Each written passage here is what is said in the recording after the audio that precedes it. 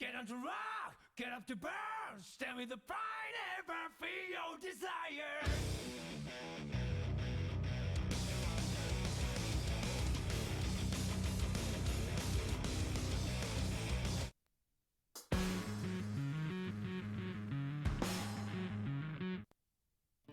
Your head touching me.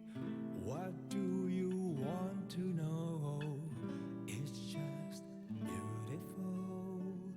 It's just beautiful. Your eyes reflecting me. What do you wish for? 'Cause I want to know you. So let's talk about you. Let's talk about you.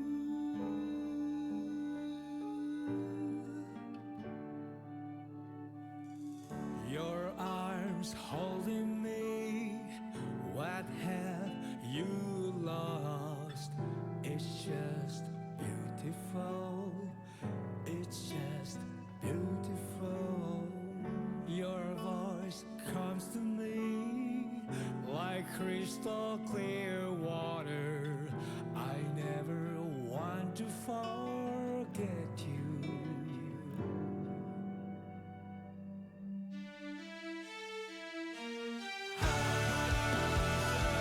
In the midst of a time, I hope if I could only start one thing, I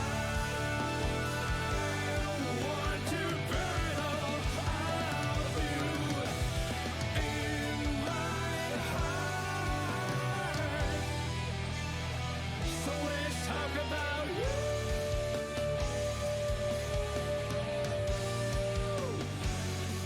Talk about you.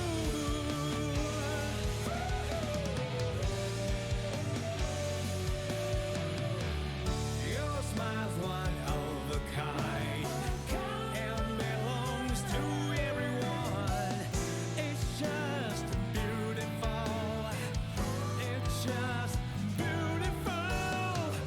Even in the cold rain, you just make me smile.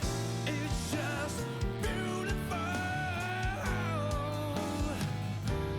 At long last, figured it out.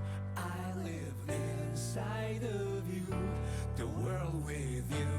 You forgive me. It's a world where I can be.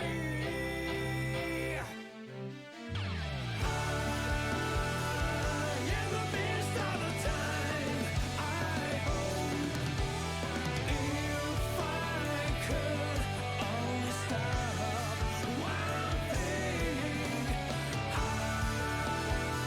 I want to burn all of you in my heart.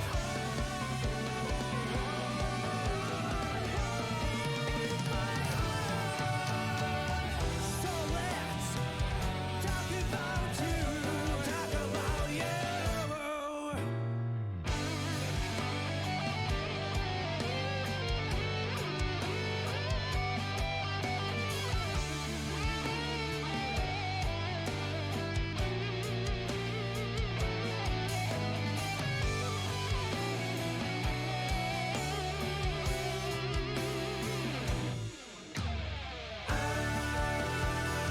In this pain and feelings, I believe if you can find one thing to hold on to,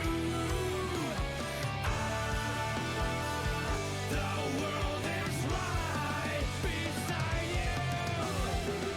The world inside of little you is spreading and blazing. Hey, what's good? Man, this is such a banger. Sorry, it's like my physical button on my microphone to unmute. I've been pressing that button a lot, I think, and it's not having a good time.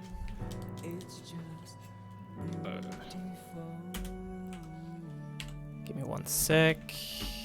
Wait. Oh, there we go. Alright, what's good everyone? As always, I'm just gonna take a look at the bracket. We're gonna call out the players who have not yet checked in. And yeah, as always, same procedure as every year.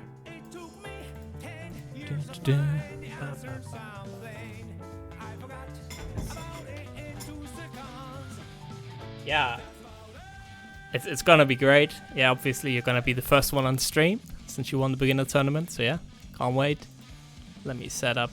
Also, what's up, Alexiad? Yeah, I hope you're doing well as well. I'm doing. I'm good. I'm good. Let me do one thing first.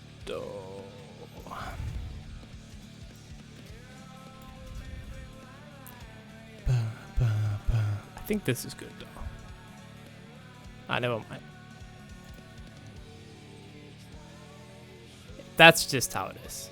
I could also just mute in OBS, but you know, I like to press microphone button. It's fun. So for not checked in, Carrot of Wisdom, unfortunately his router has blown up, so he can't join today. But 69, the Weed needs to check in. Hiroshima Uchiha needs to check in. And Rekka Randy needs to check in. I love that name. And James Suck is not common. Yes, it's karma.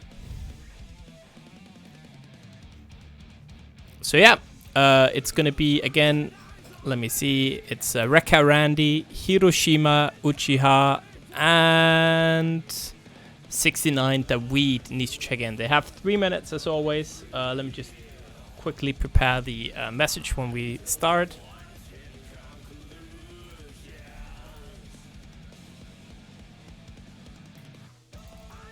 Ba, ba, ba, ba, ba, ba, ba, ba.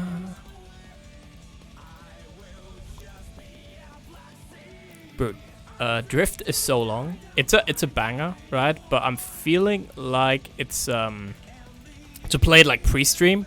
It's a little bit too long because if I play Drift, it'll be literally like the only song I play because it's like fucking 6.5 minutes. Which, you know, it is a banger, but still. It's still a very long song for no reason. Alright. Again, as always, we're starting in 2 minutes. Remember, if your name on Challenge doesn't match the one you have on Discord, you can go here to your settings on Challenge, and you can change your name here to whatever you call on Discord. You just have to write, you know, whatever you're called, and then press save.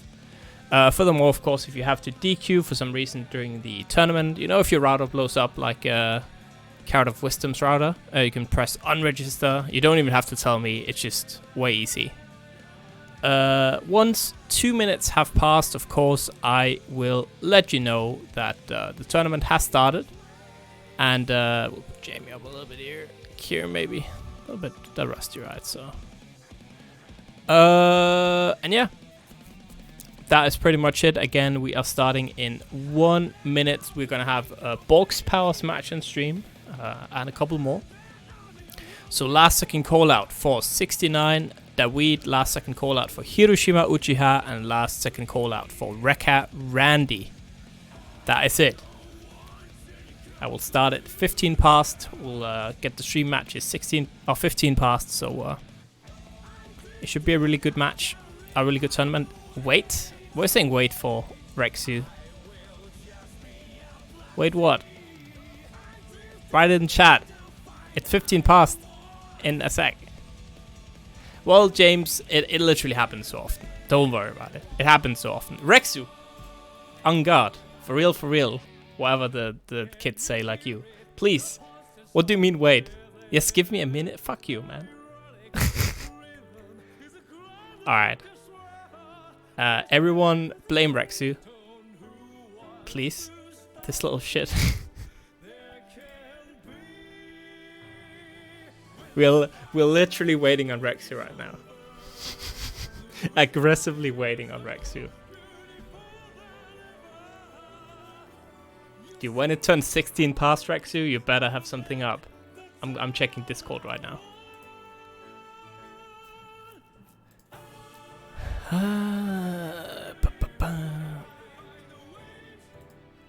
You got until 16 past Rex here.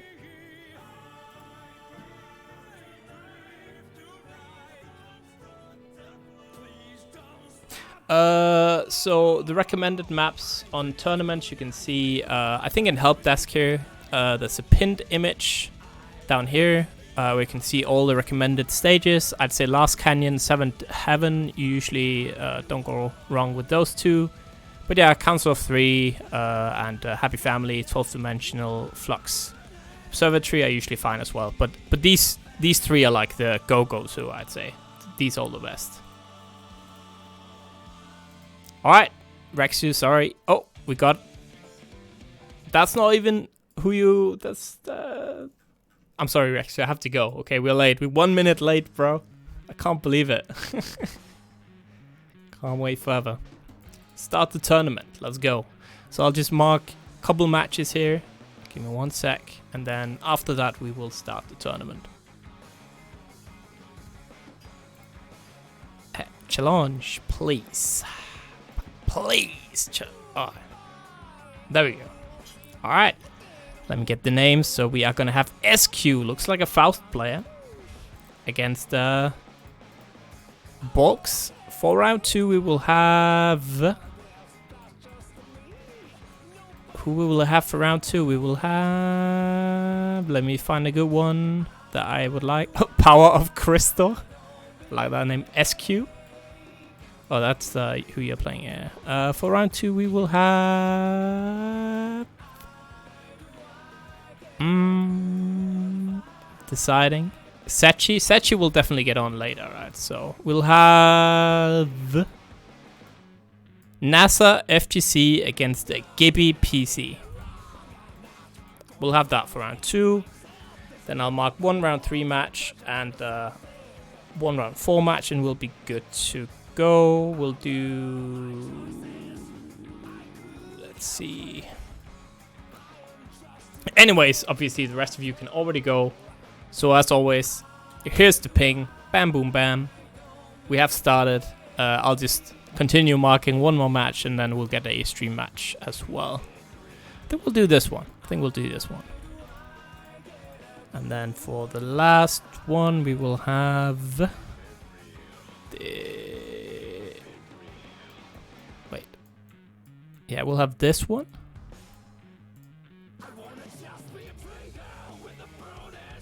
And then we'll do only 2 matches here.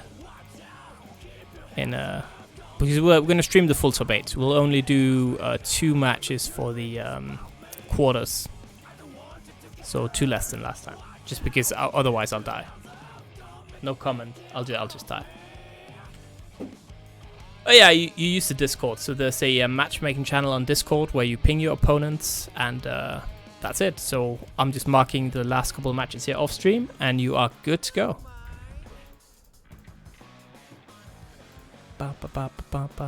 I'll be commentating the first couple of matches with lapses, and then we'll change over to Jonesy and Rexu for the top 8. I'm just already saying, I'm gonna be a no camera Andy today because it's hot and I don't want to wear pants. Contrary to popular belief, I actually do wear pants whenever I'm on camera. Which, you know, is probably not that common, but still.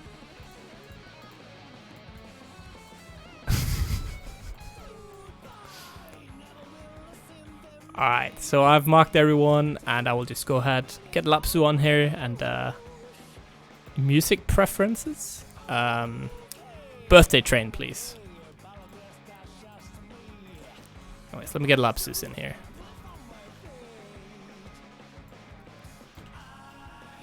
Do Birthday Train. I dare you. I dare you. Are you a coward? Lapsus. What do you think about Birthday Train? No comment. I mean, this is your job on the line here, okay? No comments then.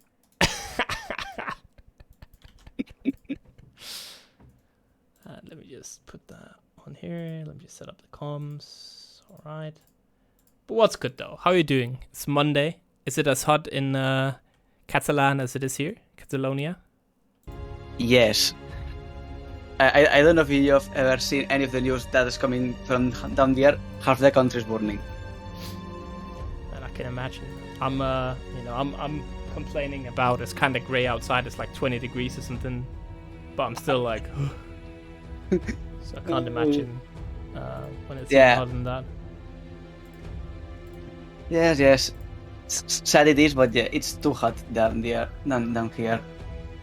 But well, don't we have a stacked bracket? We do for sure. We actually got, I think we have, so I said this in the commentator channel also, I just pressed the wrong thing and now I've got to wait like 100 years. I said it in the commentator channel, but I think we got players returning from DNF, because this week we have about 15 more people than we had last week. Yeah, I remember. So I think it might be kind of like returning to regular numbers, so to say, or just people who've tried out DNF, maybe not up for it, and then decided to play Strive again. I don't know. It could be a lot of things, right? Yes. Well, things ebb and flow. The DNF was the hottest shit the last 2 weeks, and now we are back on the real grind. That is our dearest Guilty Strive. But well, yeah. Let's see what we can do. And I think one player who's not quit Strive, someone who has just been grinding the game, is Balkes, who finally, after getting 4th place week after week after week, managed. That's bad. Yeah, just managed to get that W in the beginner tournament. You love to see it. Yes, we do love to see people graduating from our beginners tournaments. Remember, every Thursday it is. Me and the English weekday names, we make a very good pair, but yeah. Finally graduating from that tournament, so good job for him, showing us that he do know how to play this game and to play it good. Hell yeah. As a non-pad player, how do I get like the menu off? I don't know. I don't use pad either. I have the stick down there.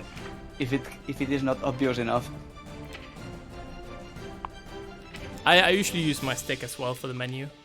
Just looks so ugly to have it on. Yeah, it's balls. But none of my buttons do it. Let me hope nothing blows up. I'm gonna plug in my stick and I'm gonna make it go away, and then I'm gonna unplug my stick. Well, wait, are my buttons just weird? Oh, there we go. Oh, there it is. Weird. Well, either way, seems like we have our first players down there. Balkes, as we said before, winner of the beginners tournaments, and SQ. Yeah. So let's see. I wonder. SQ is still looking for info where what flag he needs or they need. Yeah. We'll see. Yes, this time I have to get better on my pronoun name. I am so bad with that. I just realized just saying they every time is like, if you're in doubt, No, yeah, it's easier, but it happens when your language, like all the Latin languages, that specific nouns have specific gender for some goddamn reason. Oh, that's true. Yeah, that's true. Just have a less cursed native language, and it is not cursed. It derived from one of the biggest empires in history, which was the Roman. Yeah. All right. They brought civilization to a lot of parts of Mare Nostrum. What happened later is not of my concern. Let's see. SQ. Okay, SQ. We got SQ writing. Germany. Okay. Alright. Okay. You can go when you're both ready.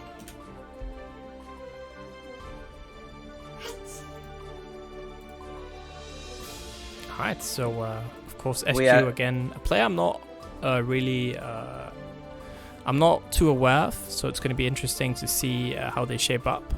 Balkes, of course, plays that Nagoriyuki, is strong, so we'll see. Yeah, too, Rajman, the offline player, you love to see it. Oh, nice. But yes, we're going to be seeing Balkes Nago against SQ's Faust. Always love to see some Faust in my strive. So instead of reflecting on themselves, they blamed the beast. It's too crowded with those boring as fuck Nagos or Rams. People have to play more of characters. But well, let's see how can he do it against our resident beginner champion. Yeah, so the Faust, right? And I know we've had some really good Faust players in the beginner tournament. So maybe, you know, Balk does have some experience here in this matchup. We'll see. Yes, we'll see, because as you said, it's not that common a character to see, but now seems like Balkes do know how to do these things, putting skill that big amount of pressure. There's his burst to keep him pinned on the corner, but it's not worth that much. And Excuse is still keeping his distance. Yeah. Good for him, throwing a little bit of items. As a point of view, do not let Faust throw items. That is your most cardinal sin, but Balkes says, okay. Ooh, but good big throw by SQ, putting Balkes straight onto that corner, is going to go for the ignite. No, we have some lag. No, not that much. Okay. Yeah. Ooh, big counter hit there into the impale. Yeah, PRC, mix, breaks the wall, still one bar on each player's side here. It is, however, oh, good read on that Scarecrow and gets the throw. Yes, Fury from Balkes, those are clutch. Now, oh, big counter hit there, there's a bomb, oh, counter hit on another. Uh-oh. Whoa, the connection, okay. Having a Seems bit like, of trouble. yes, okay. Balkes gets a new haircut, but lucky for him, he's still very low on blood, so the luck has to a lot of hit. Ooh, there's the meteors, big hit there. Great 60 on that impale, putting still in the corner. Okay, we're throwing some items. What are we getting? Oh, I think that was a trumpet right there on the ground. Gets it. Nice. Yes, yeah, there is a trumpet. Keep blocking. Mix. Not enough to kill yet, and Balkes still has burst. See, sends one paperback, tries to go low, but counter hit by SQ. Ooh, getting those kneecaps. And then getting his life. Balkes, seeing his first game. Yeah, takes the first game. Just think it might be not the game, but I think it might just be spectator doing DQing, like slowing down. I think it might be the pad cord, because the pad like keeps disconnecting. Oh, that's bad. So, well, the players wouldn't feel that anyways. It would only be me, right? Yeah, if it's only on our end, that's I hope mostly so. okay. Anyways, I plugged in my Yes. stick instead. I think it Perfect. might be the cord. Plugging in the correct device. But now, oh, big punish there from Spew. There's the boost from Balkes. Not the best place to do it, but gets the trumpet and the throw of those scarecrows. Oh, popping the blood straight into that impale. That's a lot of time. Balkes' life goes down immediately. It's a hell of a lot of damage. Oh boy. Mix. Oh, no, man, it was my pad, huh? But there we go. RC there from Balkes, still blocking. Oh, big counter hit. That's the boost from SQ. Goes into the dive kick, the bomb. Okay, bomb is and the neutral. Keep down, trading there.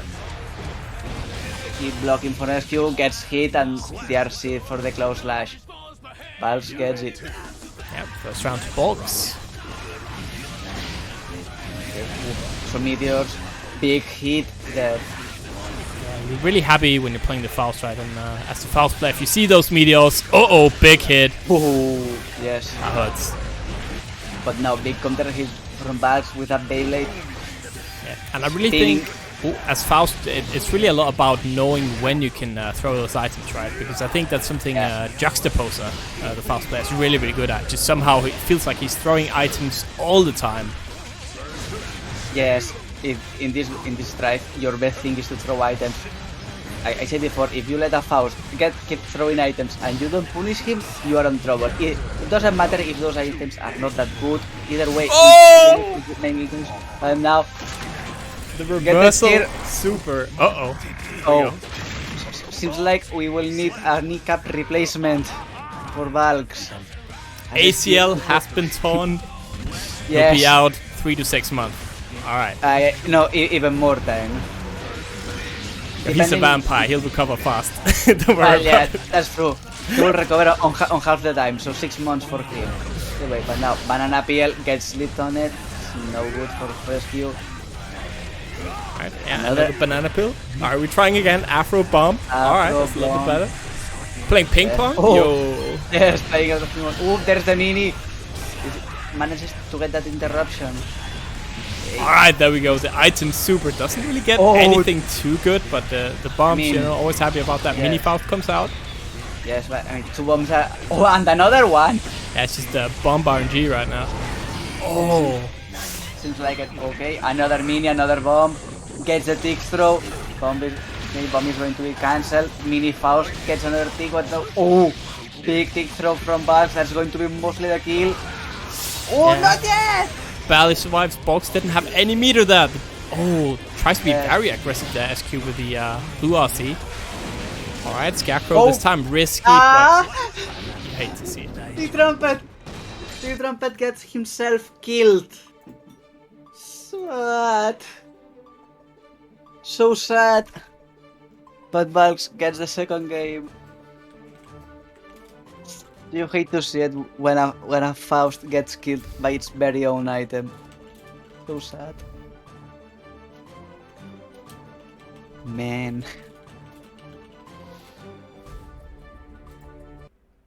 Well, let's see if he can bounce back. We are going straight to game 3. Game's been close. I do believe SQ has a chance to getting a full round out of Balkes. Mankind knew that they cannot change society. But also, So instead yes, of also RNG dependent because Faust XP. Let's see. Downstar, keeping it low key. Balkes tries to go in for a little bit, not that much. Oh, counter with the sweep. Start to throw items, but Suez is going to bounce a bomb. Not yet. Oh, but gets that impale. Oh, up to go for the burst there, but maybe a little bit of weird timing. Yes, very weird. Now, good for the Scarecrow, gets the hit. There are the mini Faust, and there's the Meteor's going to keep Balkes pinned there. There's the boost to keep him still there. Not enough. Suketsu is strong. That's going to be the kill for Balkes. Man, how to throw a big hit in 1 second by not blocking low. Now gets the dive kick into that mix. Mini Faust the bomb as well. Uh-oh, gets a big hit, but doesn't matter. Wrong timing, right, when the bomb is about to explode. That's not when you want to get that big counter hit. Bananas. No. Yeah, going to be left there. Oh, manages to jump the command grab, gets 1 second. The big block of steel. Mix again, RC to cancel it, gets a 5-8 should be, but there's a bomb, be careful, blocks that one, sets another back there. And it kind of feels like this a lot, right? SQ has been having so much momentum, doing so well. I feel like SQ has been winning a lot of rounds, but it's Balkes up 2-0 and 1 round away from taking this entire set. Oh, the super, no way, that doesn't, oh my god. It's going to miss, not enough range, and there it is. Blood sucking you. Oh, but not. At the end, the clone. And Balkes did it perfectly, but still didn't block that boost. That was pretty much obvious as he was at a sliver of health. At the end, Balkes gets the 3rd game and ends this round with a 3-0 sweep. Yeah. Again, I think SQ did really, really well, right, that game. Just yes. In the end, just maybe unfortunately didn't press the right buttons in the clutch situations, and it ended up of course being a loss there. But otherwise, really, really well played to both yes. players. That was extremely well played. Balkes showing us why he is that beginner champion, and SQ Wait, not being as loud either. Wait, I think your cam died. What? Is the ghost on stream? Fuck! My ninjas is still working. It's your end. Uh-oh.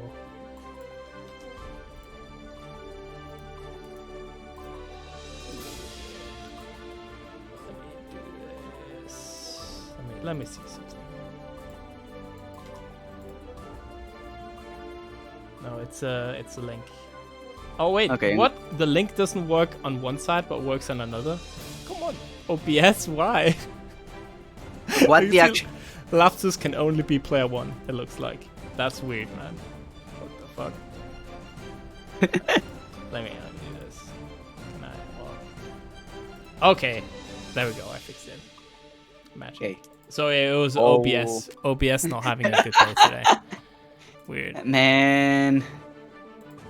Oh, when OBS doesn't want to cooperate, it's very sad. But we are ready with our next match. It's going to be Nasser versus Gibby. Yeah. I Let's think see you did what- really well, SQ. I think it just came down to making the wrong decision in the clutch a lot of the time. And Pretty then obviously much. some very weird situations, right? Like the time where Balkes, he got the trumpet, you didn't realize, and then he just out of nowhere beat you when you were you were just right there about to win the round. Yes, pretty much it was mostly shenanigans. I believe SQ should at least gotten 1 or 2 rounds on that game. I don't think he would have won the entire series, but at least 1 or 2 rounds would have been him for sure. Yeah. If he had a little bit more luck with those throws, I mean, the time that he pulled 3 bombs in a row with 2 banana peels in between, not too fans. But, well, that's your Faust life. You live and die by the items. If your items are bad, you're sad. But now we are back onto the game. Nasser versus Gibby. Another Nago, but this time we're going to see a Kai from Nasser. Yeah, let's go.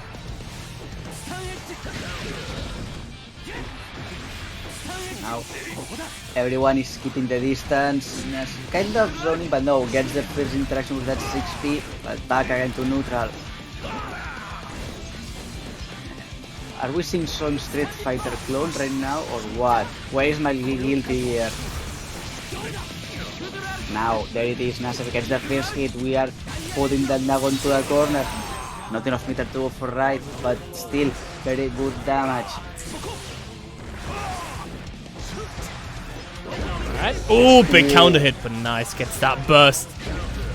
Yes, and Another there is your counter counter hit, RC, and there is that Foundry arc. Good enough. Nasser gets the first duel. Big hit there with that CS, that's the move from Nasser, that was forced. Okay. Oh, big air to air from Gibby, putting Nasser onto that corner. Light switch. Then he gets the Beyblade, couple of hits, putting the pressure on Nasser, gets the command grab, RC that one. Yeah. Oh, misses that!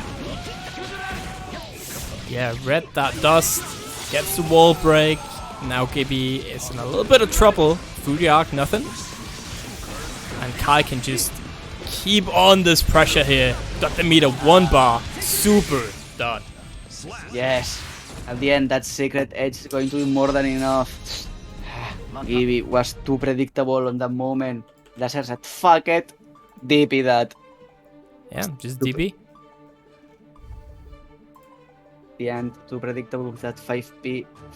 Well, with that dust. But still, good. We are seeing good games right now. Close for both players, but at the end, seems like Nasser has the upper chance here. Alright, there we go. Game 2, obviously game 1 very close. Yes. Now he's putting on the initial pressure. That's the boost from Nasser. He's now going to start playing the fireball game. Oh, big hit there, but not close enough to confirm with that 2H. Okay, that's all from Gibby. One fireball, stand deeper, get the hit, and we are going to the other corner. It's a wall break. Yeah. Not a lot of life left here for Gibby. NASA is looking real good here. Yes. You should be careful. Gibby has a 2 bars of meter, but doesn't matter. Nasser getting another duel. Man, he's strong. Yeah, NASA is really good. It is a name that I vaguely remember, but I don't know if I'm just remembering wrong. I also had the feeling that I already seen that name somewhere, but and seems like I am not that misled. But no, ooh, Gibby, bad for him. I think. As I said that. Nice, good blocks. Still the burst left for Gibby, but it's not looking good. Okay, bro. Nope. Uses PSC maybe as a bait there. Throws out the fireball. Oh boy. Okay, another clone. Nothing. Has to keep blocking those folks. Okay, Nasser is near the corner, but still not enough. He still has the block meter advantage and the health advantage, which is good. Blocks the Beyblade and gets slapped on that face. Nasser getting that 2-0. Isn't there? Yeah. Oh, there's a team that's called Nasser Esports. That's probably what I remember. But it's like with one S and one R and no E. But it's still pronounced the same. So that might be in my mind, the thing I'm thinking of. Maybe. But I thought I've seen that name as full somewhere before. Yeah, it's good. not difficult. Yeah, again, I also vaguely remember, but doesn't matter. It's definitely looking good today. Oh, good tip, but DP just barely ended up trading. So obviously, Kai's DP, I think, I'm not sure if it got buffed this patch, but it's I've heard some Kai players say that he now has a real DP. Can't remember correctly because, as you know, patch notes are too long of a read, and I prefer the TLDRs. But either way, we are seeing now Nasser has put the pain onto Isrus now, using each opportunity to try to get close. But he should be careful. He's about to pop. Oh, there is reversal super going to connect. I expanded lower hitbox. Yeah, makes sense. So he does indeed have a real DP now. And this round is looking much better for Gibby, but I feel like every round has ended this way actually. Just Scum Dipper into Red RC, combo, end round. It's like 3 rounds ended like this, right? I can't argue with you with that. I also hate that Scum Dipper. It's balls. A move that is so easily confirming to an RC to give you a full combo that's 1/3 or more of your health for only 1 bar. From a weak confirm, that's us. But you're seeing Gibby trying to put some fight, but Nasser not letting him do anything. Get an RC there, going to here, and we are going into the other corner. You gotta keep blocking that. Those ones. Nasser gets a positive bonus. That's going to be the kill in no time. And there it is. Yeah. So NASA takes it clean 3-0 and will move on to winners top 64. So we've played round 1 and round 2 here, and we are now moving into top 64. That's how stacked it is tonight. Yeah. We had 80 something people, which is pretty nice for being a Monday afternoon, especially when we had a big offline tournament this weekend. Yeah, I know the offline coming back is usually good for online as well, actually, because a lot of players now, they feel like, well, now I can travel, and I have to practice, and getting that practice in a tournament environment is just always so good. Yes. If you come to any offline tournament, it doesn't matter if it is one of your local tournaments, or if it is a tournament like in the scale of that Brussels Exchange that I don't know if that can be called a major, because trust me, I don't know how to qualify any tournament. But if you can grind your online tournaments keep placing good on them, not only do you make those tournaments get better players because they say, hey, there's a really good player there. Why don't we go to there to fight? Also, you get better because, as you know, the only way to grow strong is to face stronger people. Yeah, there's also the reset in Switzerland. Obviously, it's just, it happens, right? Just the unfortunate scheduling, because Brussels Challenge is just a bigger event, so most players are going to go there. But that just happens. You cannot never really plan that. No, it's difficult. Every tournament has to plan for its own thing, so it's difficult to not make some tournaments coincide. But either way, we are back into our scheduled tournament. We are seeing Atsuna on that Millia versus Heapski on that guy. Seems like for now, Heapski is getting the upper hand. That Millia putting her on that corner. Ooh, but now a counter hit. And another one.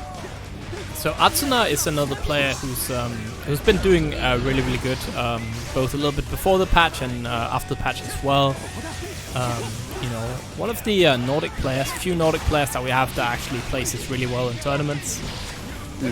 Just definitely a player I would say is a favorite to take that, not top 8 maybe, but like plays top 16 every week, right? Which is really, really good because the tournaments are so stacked. Yes, we have too many good players on these tournaments. Easy to recognize some top EU players just for its name, and not just top EU players on that of online tournaments. No, I mean, if you put them in offline situations, it's easy for them to get tops, big tops. So tournaments are good stack. Yeah, for now. And I think, especially some of these players, I think it's going to be interesting. Hopefully, we'll see more of them offline. Sorry, when we get more events. Obviously, VSF is happening next month. Should be very interesting to see what happens there. And Only the Best as well is happening early September. I might go to that one. Should be good. I don't know. Early September is still something that is plausible. Skipping one weekend, but for now we are seeing Atsuna trading 1-1 this first duel, but now it's putting on the grinder. Seems like Heapski is going to be paying the iron price for now. Okay, the overhead is not going to be that much. That Capel, big counter hit there into that car. RC, and that's well, Heapski has burst, and there it is. Okay, he should be careful. He's a zero of health. Yeah. And another scum dipper. We see this too much today. Yes. You are also on the camp that scum dipper bad. Yeah, I am. So I respect it though. Right? Respectable, but it's such a good I don't. I don't. Too cheap. It's in JTT. It's in Napoli, Italy. Ooh. So on Naples, I guess in English. Naples, yeah. So it's time to go visit Mr. Jetstream, I think. Yeah, I'll it's depending on my money situation. If I get that sorted out, I will go there for sure. But it depends on if I can get that sorted out, and I'll pretty much know tomorrow whether or not I can go. If you get your paycheck. Yeah, it's something like that. Well, either way, we've seen Atsuna getting that first game. Let's see how this second game is going to unfold, because we are very much sorry. We have been rambling all over those two good players. Yeah, that's definitely that's mine. Yeah, that always happens when I'm on comms.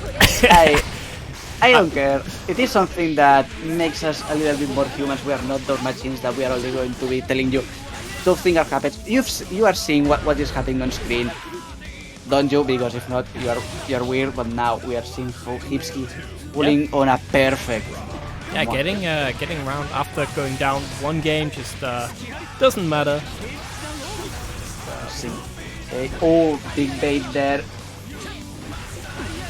Nice to go in again. RC forward. Surely not a double perfect, right? Surely not. Surely not. Alright. Nope. Avoid that Capel. Yeah.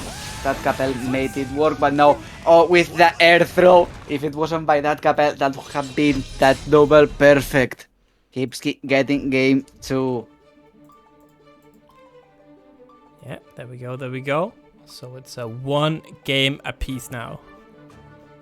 Yes. That is good.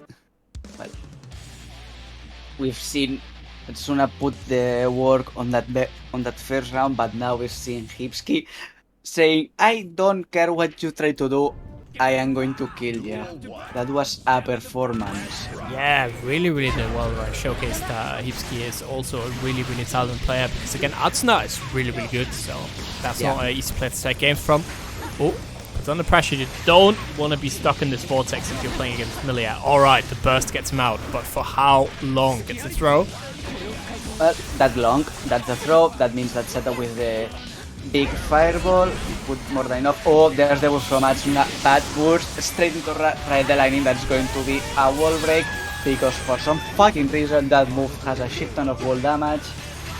It sure does, and it also moves forward, but that's just how it be, Yes, sad it is, but now that ground disc, and there it is. Atsuna gets that first wall. Man, too close for comfort of these games. Yeah.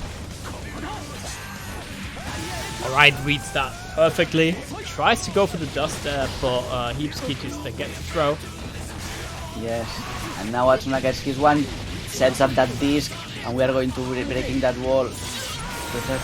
Decided not to go for that super, maybe didn't realize I had enough meter, but either way, we have broken that wall. But Heapski keeping those blocks clean. Okay, gets out. But no. Boost there, stand deeper, gets blocked. Yellow from Atsuna gets the setup, and there we have it. Welcome to the grinder. Atsuna is going to get that the third game. He's second for now. Yeah, goes up 2-1. Heapski in a bit of trouble now. Yes. And, shown us very interesting stuff in that second game, but now seems like we've had some level of download, because it was looking intense at the start, but for now seems like Atsuna is putting on the pains. Yeah, for sure. And we'll see. Obviously, Heapski was able to adapt pretty well in that game too, but now it's a one game away from potentially being in the loser's bracket, a place you do not want to be this early. No. Nice anti-air. Forced to spend that burst, otherwise would have been wall broken. That's not something you want to be this early. Alright. No, especially against Millia, because as we all know, getting you on a knockdown especially is Millia's best place to get. So try to knock at it, but now it is going to be him who's going to put that Millia on a knockdown with that right aligning. Yeah, not only the mix. Bonus. Oh, the classic. Tries to run up 5k into charge dust, but Atsuna had it read perfectly. Doesn't matter though, and Heapski ends up taking that round. Yes, it doesn't matter. So let's Heapski is on the little touch series. Okay, gets a good one to the corner, but Atsuna gets out, sets up the disc. We are on up to the skies. Okay, we are going onto the straight onto the other side. But jumping from more than enough to hit that Millia grounded. Oh, big counter hit. Back to the other side, gets a throw. Yeah, and Heapski's turn this time to put on the pressure. Gets the air throw. Oh my god. Yeah, so that's we usually say, right, the air throws is kind of like that shows that you're a little bit maybe of a legacy Guilty Gear player, because that's always just such a strong anti-air option in Guilty Gear games, and the faster you can do the air throw, you know, that's usually how much you've played in the past. Yes, which in my case, not that much, because I picked up Exart recently and I still hate that throw system. Fuck that. But either way, we are on to game 5. Yeah, I'm pretty happy about them changing their proximity to throw as well. Definitely not a fan. It's like that in KOF as well. I'm not the biggest fan. Anyways, yeah, Atsuna getting a really good start here to the first game. Heapski in trouble, but that 6p anti-air. Yeah. Run up throw. Oh, but now big throw by Atsuna. That we have that disc. Gets the knockup. That's going to be probably a head or at least a big knockdown. Goes into that bird, setting up the disc. Oh. No! Hates that TP, and there's the punish. Yeah, just a little bit of maybe early timing on that DP, or Atsuna trying to bait it out. Could be either or. We can't know for sure, obviously. Ooh. Back to neutral. We can know for sure, but it's better if we say that he predicted that DP. Absolutely. But for now, Heapski putting on the horde, going to break the wall with... Oh no, could have killed Oh, the with the super. vapor threat. Yeah, he had enough meter to go straight for... Ah, doesn't matter. Fuck it. And we're gonna go to a double Luigi here. Well, Heapski takes his 6p to start the round. But now it's Atsuna's turn. We're mixing the vortexes here. Alright, we're gonna go for that wall break. Good damage. Good damage indeed, but that wasn't a hard knockdown. Heapski is not favored, but he's not bad. Oh, gets started up with that stun deeper. Remember, Heapski still has burst, and we're going to be breaking the wall on the other side. Atsuna full bar. Yeah, now both players are gonna have so much meter. Okay, playing cat and mouse. Oh, blocks that PK. But no, but the end paints that burst. That's going to be that death. No, not yet. And now it is. No, Oh, didn't no, have meter. not Didn't yet. have meter. Yeah, No. still a chance. That's all. Heapski. Yes. Okay, tries to go for that 6p. Heapski arcs forward. Oh, and there it is. He has meter now. Gold burst. Golden border. Okay. Oh! Oh, gets hit by that paper through and then. Oh, but the end there it is. That something doesn't matter. Gets hit with that hair. Atsuna gets a banger 3-2. Oh boy, yeah, it just went down to the wire there in the end. Holy shit, man. It's just, you know, one bad read and one Everyone clutch read on the side of Atsuna, and that's it. So Yes. that's sometimes how it goes. That's why it's so good to have tournament experience, right, on your belt. Oh, because yes. you are less likely to, I guess, mess up in these situations. And you get less nervous because it's so easy. I'm sure you've tried it yourself, right? You're like playing offline, it's a close set. Both players have like a pixel life left, and your chest is just like, oh god, I'm gonna die, you know? Not only if I'm playing offline, when I am playing online, it's always also the case. Doesn't matter. When you're on the wire, your blood is pumping, adrenaline shooting down the veins. That's when the good players get highlight. They know how to keep calm under those situations. The players that know how to play, that have that experience, no, okay, breathe, don't do something stupid, keep breathing, keep on your toes, don't go hard, keep on there. You will find your chance. Yeah, and I think that often comes down to actually just learning the game, right? That's one of the things you really have to learn to go from that, like being a good player to being a great player. Is knowing exactly when you can, or when you can press, or what you can do in those late game situations, and staying calm, right? Sometimes it's really just about mindset as well, not just skill. Yes, it's mostly mindset. That's why now there's that's why the figure of the sports psychologist is so important. They teach the players how to behave in that situation, what to do, and more importantly, what not to do.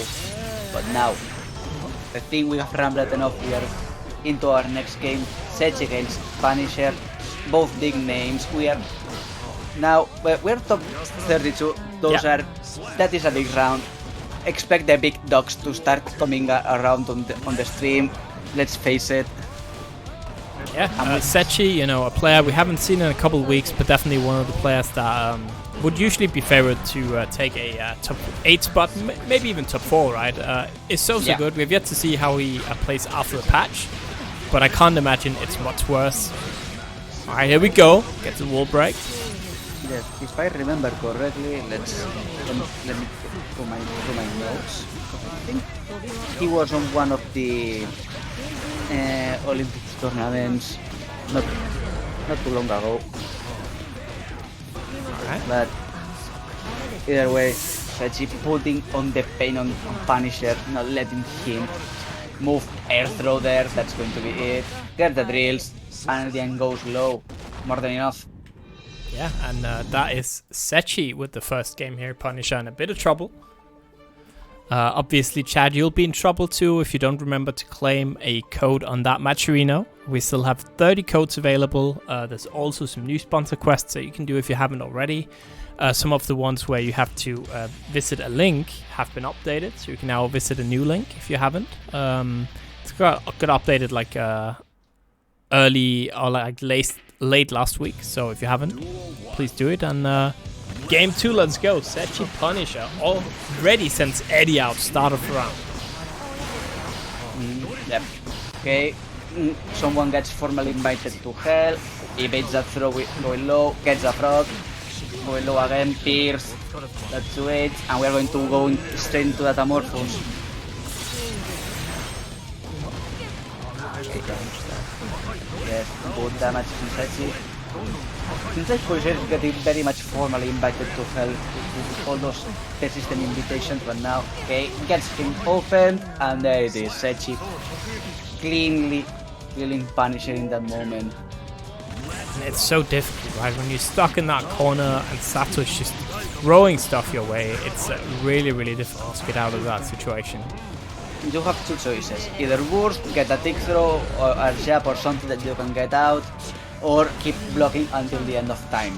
Seems like Punisher has found that slight moment, but okay, gets a tick throw, keeps Setchi onto that corner, and Setchi says, okay, see you again, I am out, and you are back there, getting put through the paces into another Amorphous. And Setchi putting on the hook, goes high with that frog, tries to go for a 60, gets the reversal, and By RC, yeah, gets the throw. Both players has burst, YRC from Setchi, burst from Punisher. Sets Eddie there, yeah. Just walk straight into that Eddie, right? Pretty much. So, very, very good. So that means Setchi is going to go up 2-0 here, and I don't know, it's so difficult playing against him. I don't even know what Punish can do to improve. Be more unpredictable. I mean, Zato is a character that has a very strict punishment options. Well, most Zatos are going to keep with the same recipe because it works. So if you can manage to do something that's going to break that recipe, good for you. If not, you are kinda cooked if you get hit. For now, Punisher is going to get that goal burst, putting Setchi with a world of pain, breaking that wall. But So I think, right, it's always good to break the wall, but I think in some cases, especially against certain characters, it's maybe better not to. As I say that, of course, the Punisher is completely winning this round, so it was the right call, but... It may be the right call, but I am with you. There are some characters that unless I am playing some very much specific characters that like having some kind of distance, I don't feel that comfortable breaking the wall. It's just better to keep yourself. If you are Azure, you are better keeping them close to you, baiting the tech of the wall or something like that. But I believe it's better to keep them close if you know how to handle them. If not, break the wall, you still get your positive bonus. But still, counter hit. Yes. Uh-oh, look at that damage. He'll be comboing. And into the super S. Well, that is going to be rough here. What's the situation, Oki? Just gets Eddie in there, hits, but not able to get the kill, doesn't matter. Gets another hit straight up. Yes, was that impale into the drills, spamming all the time those overheads, more than enough. Okay, and now Punisher tries to put on some pain, not enough. Gets knocked up. Side switch by Setchi, still not enough. Counter hit there, invite to hell. Eddie's back on the menu, but seems like Punisher's not going to do it. He couldn't hit on the wall, but there's a TP from Punisher, putting Setchi this time pinned into that wall. YRC from Setchi, goes into that throw, gets baited. Yeah. Just continuous pressure here, but Setchi just happy blocking and gets a throw. That's the opening he needed, and now roles have been reversed. Yes, but Punisher had a YRC that's good enough to kill Eddie. Okay, Setchi getting a danger. Eddie still alive. We are the drills. Goes for the overhead. manages to open up Punisher, but there's his burst. Keeping the distance, and oh, that 6P on that JH. Punisher is not going to go down 3-0, at least gets a game. Yeah, really, really good anti-air there, right? And gets a game on board, as you said. So, very nice. We got a game, I would say now, right? It's suddenly opened up. It's not looking as good for Setchi. Maybe Punisher has found something that he can work with. Yes, probably more mental for himself rather than getting the actual tech, because those players should know how to play each character, but it is the mental that, okay, now at least I have a game, I managed to kill that son of a gun once, okay, good enough for now, let's see if I can do it again, and seems like he's doing it, putting on the pain. Decided not to go for that super, well, buff Geo is at least something. Okay, sword for Setchi, gets the hit, putting Punisher onto the corner. There's the frog. Oh shit, thanks for the sub diva lane. Again, another one. Appreciate it, man. Yes, very much. Gets a throw. Thank you. Another throw! Oh, and that is a kill. Yes, that is a good kill for Punisher. It is going to be that. Told ya, better mental more than anything. You know that Setchi is human. He can very much indeed be killed. Doesn't matter that, but for now, let's see if he can continue. Oh, but now big from Setchi. Don't have any 6P there, invite to hell, but still no Eddie. But moments, take to hell onto that corner. There is Eddie. Alright, gets a throw. Yo, another one? Man, appreciate it. It's like 10 or something this week. Or like in the last week or so. Damn. Actually, official SaltyEU sponsor. My wallet thanks you. Yes. Alright, gets a big counter hit there. Sends out Eddie. Big counter. Gets him open with that overhead. Back to the corner. Let's go for the meaty, but Punisher sends up the burst. Okay, drills into that sword. We're going to go back again, and oh, Eddie's back, but it's not in a very good position, but goes for the frog. Back to hell again. Not enough. Punisher gets an opening. Yeah, Punisher with one bar as well, but gets hit by the big counter hit.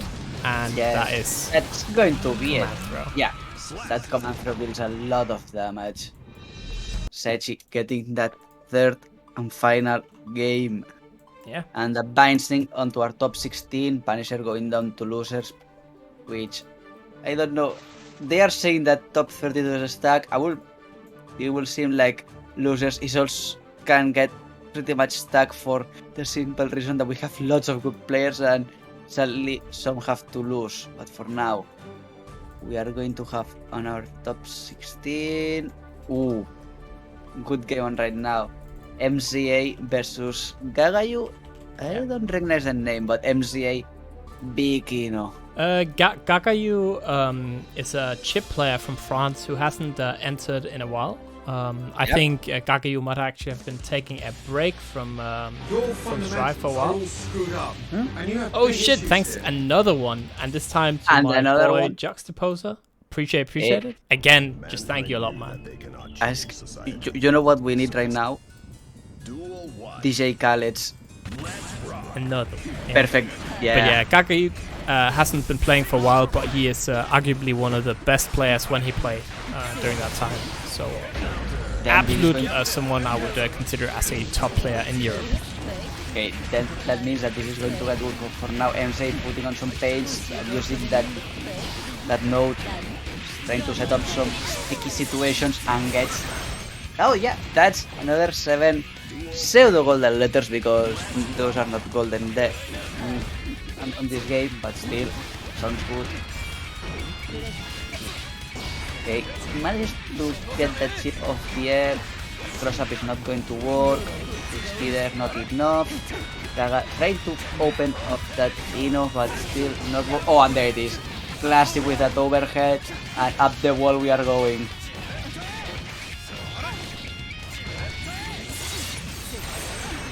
That's close to 80% of the life in one shot. Yes, it is. K gets the air to air, and that's going to be it with that super. Gaga says, okay, that's enough ring rush for one round. Get wrecked, son. Don't start. Gaga gets the first hit, goes for an overhead. Not enough to fully open MCA. Oh, but big air throw by MCA. Gaga still trying to open him up. Oh, big golden burst there. That's going to be difficult to continue from now. That's danger from Gaga. Oh, but big whiff on that DP. MCA going straight for that grinder. And there we go. MCA and another one. Thank you, Diva Lane. Appreciate it. Man, Diva, is your wallet burning or something? Because we do appreciate that you are sending up money left, right, and center, but man, take a consideration. Yeah, to Petaxis' coach there. Obviously, Petaxis doing extremely well in Brussels Challenge, but you know, wouldn't have happened without the coach. Yes, Ayaya best coach confirmed. Now, back to our scheduled game. MJ has gotten the first one of the first two games by pretty much black and white. First one MJ tone, second one was Gaga, the third one more grey but MJ favored, and now Gaga gets the first big hit. Ooh, that's vitally connect. Arsif there. Oh, he baits that super with that cross up, but still not enough to punish that. 6. No one has me there.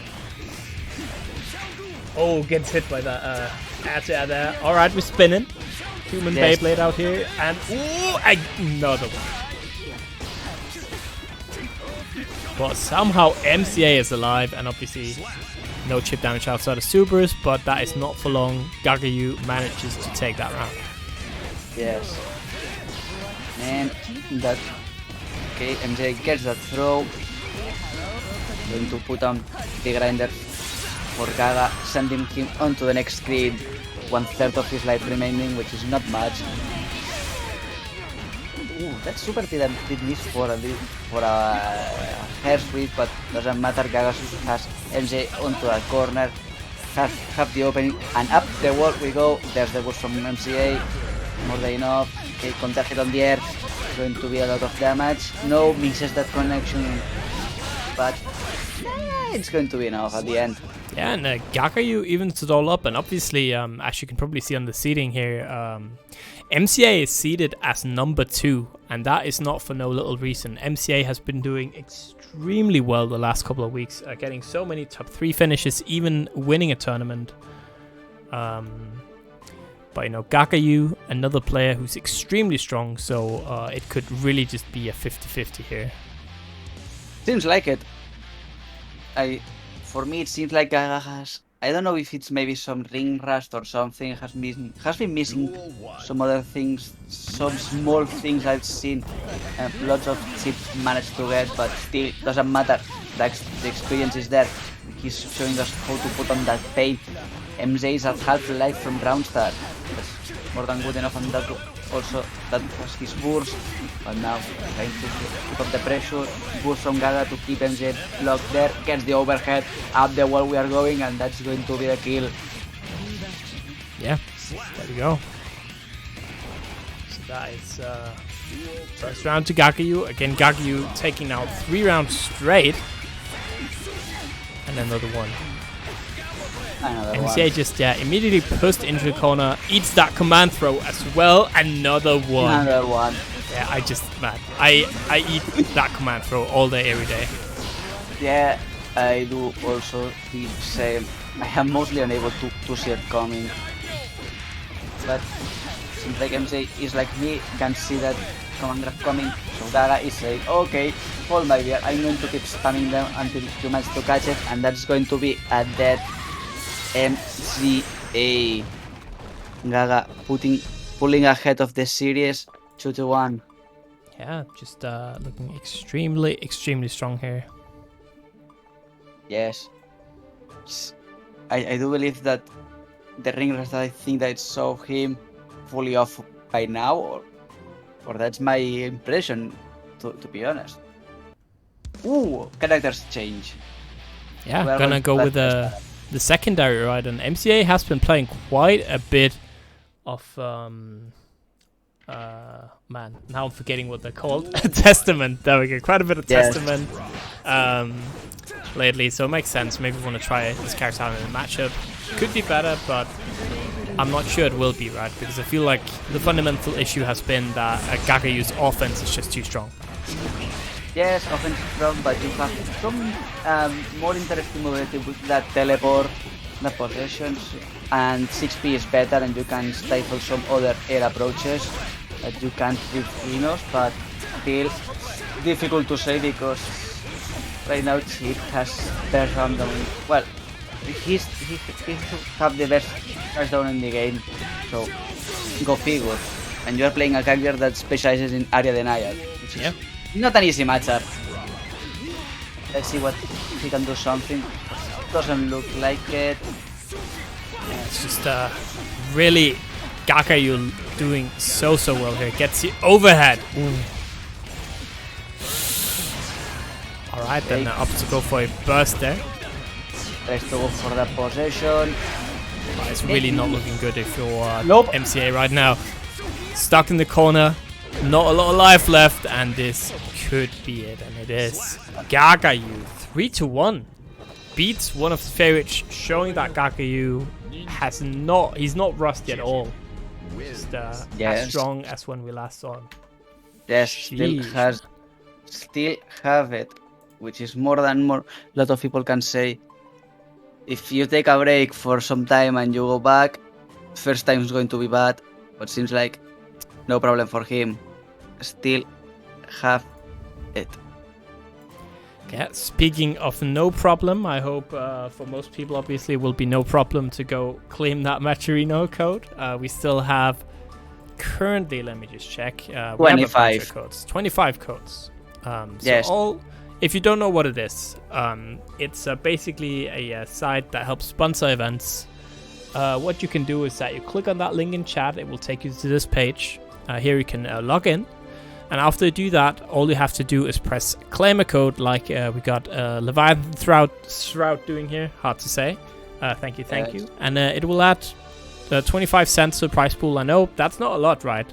But it really just does add up. And again, thank you, Crema Catalana Pro. We also have a ton of sponsor quests here. Some of them got updated. You can see some of these, I've already done them, right?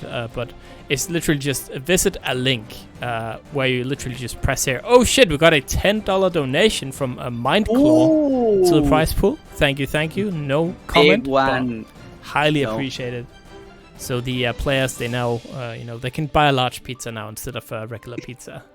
Yes, especially I can see how the prize pool is split for anyone, but so like that is more than enough for two family-sized pizzas and a couple of beers. Yeah. So, but good enough. as always, if you don't have the money to contribute that way, again, I really highly recommend doing some of the sponsor quests. It's really fast. I know, like, these links will literally just take you to a Facebook, Instagram page, and that's 20 cents. You just close down the page afterwards, right? They got that click, you got the 20 cents. It's win-win for everyone. Yes. And I know it gives like $2 in total if you just do that. Just like Lapsus has done there. Appreciate it. Yeah, it was easy. There is a page that's just visit that link. You don't even need to fully charge that page. I just clicked that button so that the page was started to charge. Okay, fuck that page off. Let close. So it's that easy. You don't have to do that much.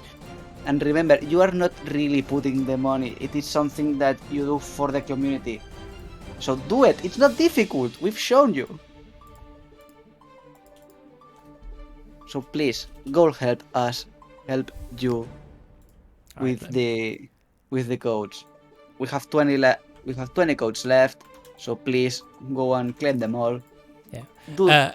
Actually, one missions. thing I think a lot of people aren't aware of is the fact that when you do a sponsor quest, it actually doesn't just give money to the prize pool.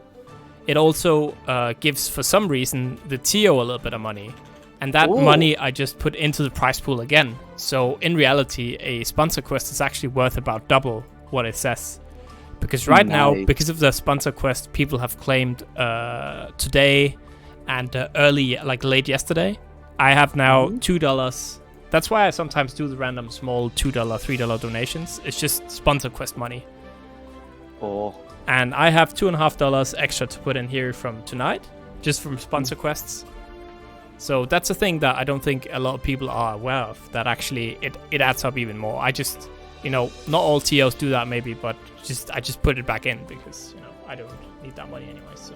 No, the money is for the community, from the community, so it is the right place to be. Honestly, it's kind of weird. I wish it would just give that money automatically to the prize pool, but... Well, I was saying that this is more like for the TOs to not also encourage to use Macherino as a service, but also to keep the tournaments running. Yeah, So because that I'm is how- man, my money situation, I don't even want to talk about it, man. But, oh boy. Hashtag get a real job, but either way, we are back onto the tournament. Have Kwiddo versus Mr. Jetstream, Ram versus Nago. Fun matchup. I don't want to say anymore. Let's just watch some bullshit. Yeah, and look who we got here. Another player that comes back. It is Kwiddo from Denmark.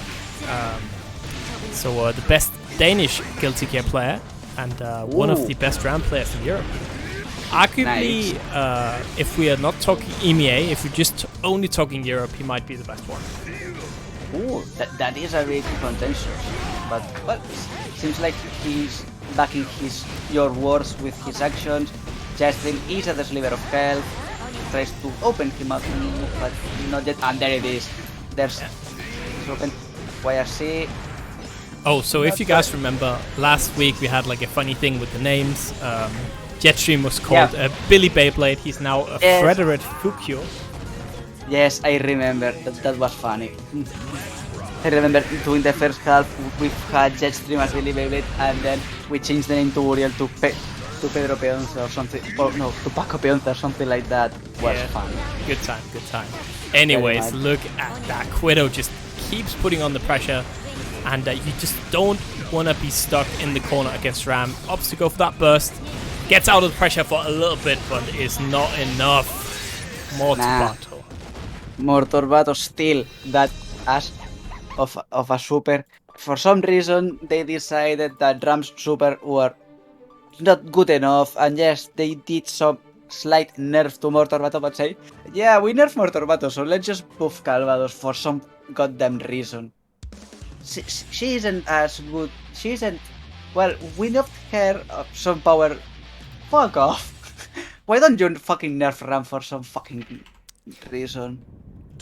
So just stop buffing her and the other top tier characters to make space for the other ones. So sad. Rant over, back to the game.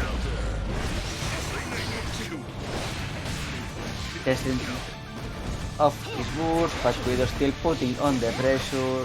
Getting one hit straight onto that Reka. And another one gets that combo starter and Mortorbato.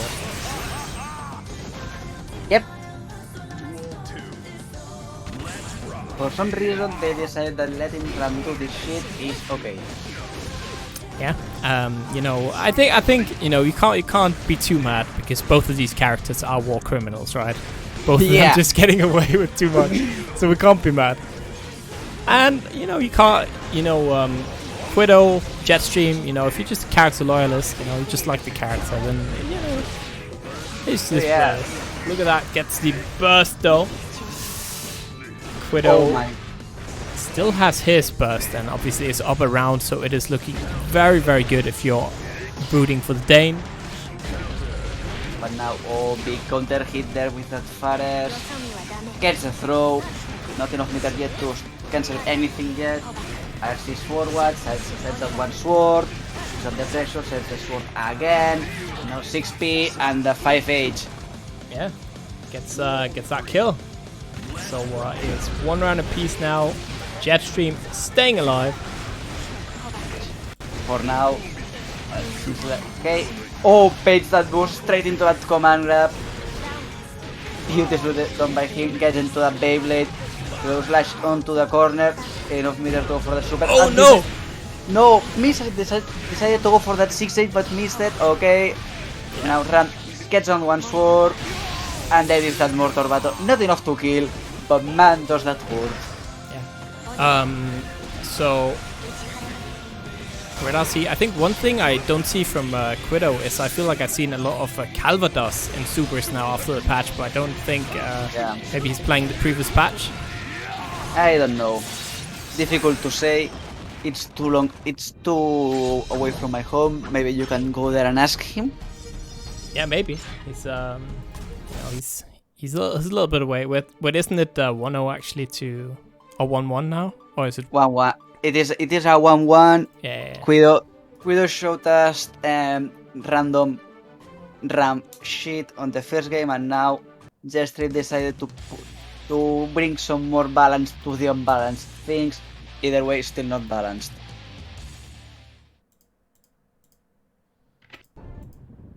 Duel 1. Alright. So to game 3 we go. 6p there. That's an obvious burst from Jetstream. You are boned if you don't do something to that 6p. Ram has too many options after that. So we're keeping Ram close to the corner, but doesn't matter. Straight onto the full Rekan. There was a cancel Rekan onto that micro dash into another one. I am right. Either way, back again. 4 more Rekas. Keeping under pressure. There's the Swortos. 6p, a Reka again. Oh, jumps the grab. That's going to be a motor battle kill. Yeah, not too bad right there. Just get that kill.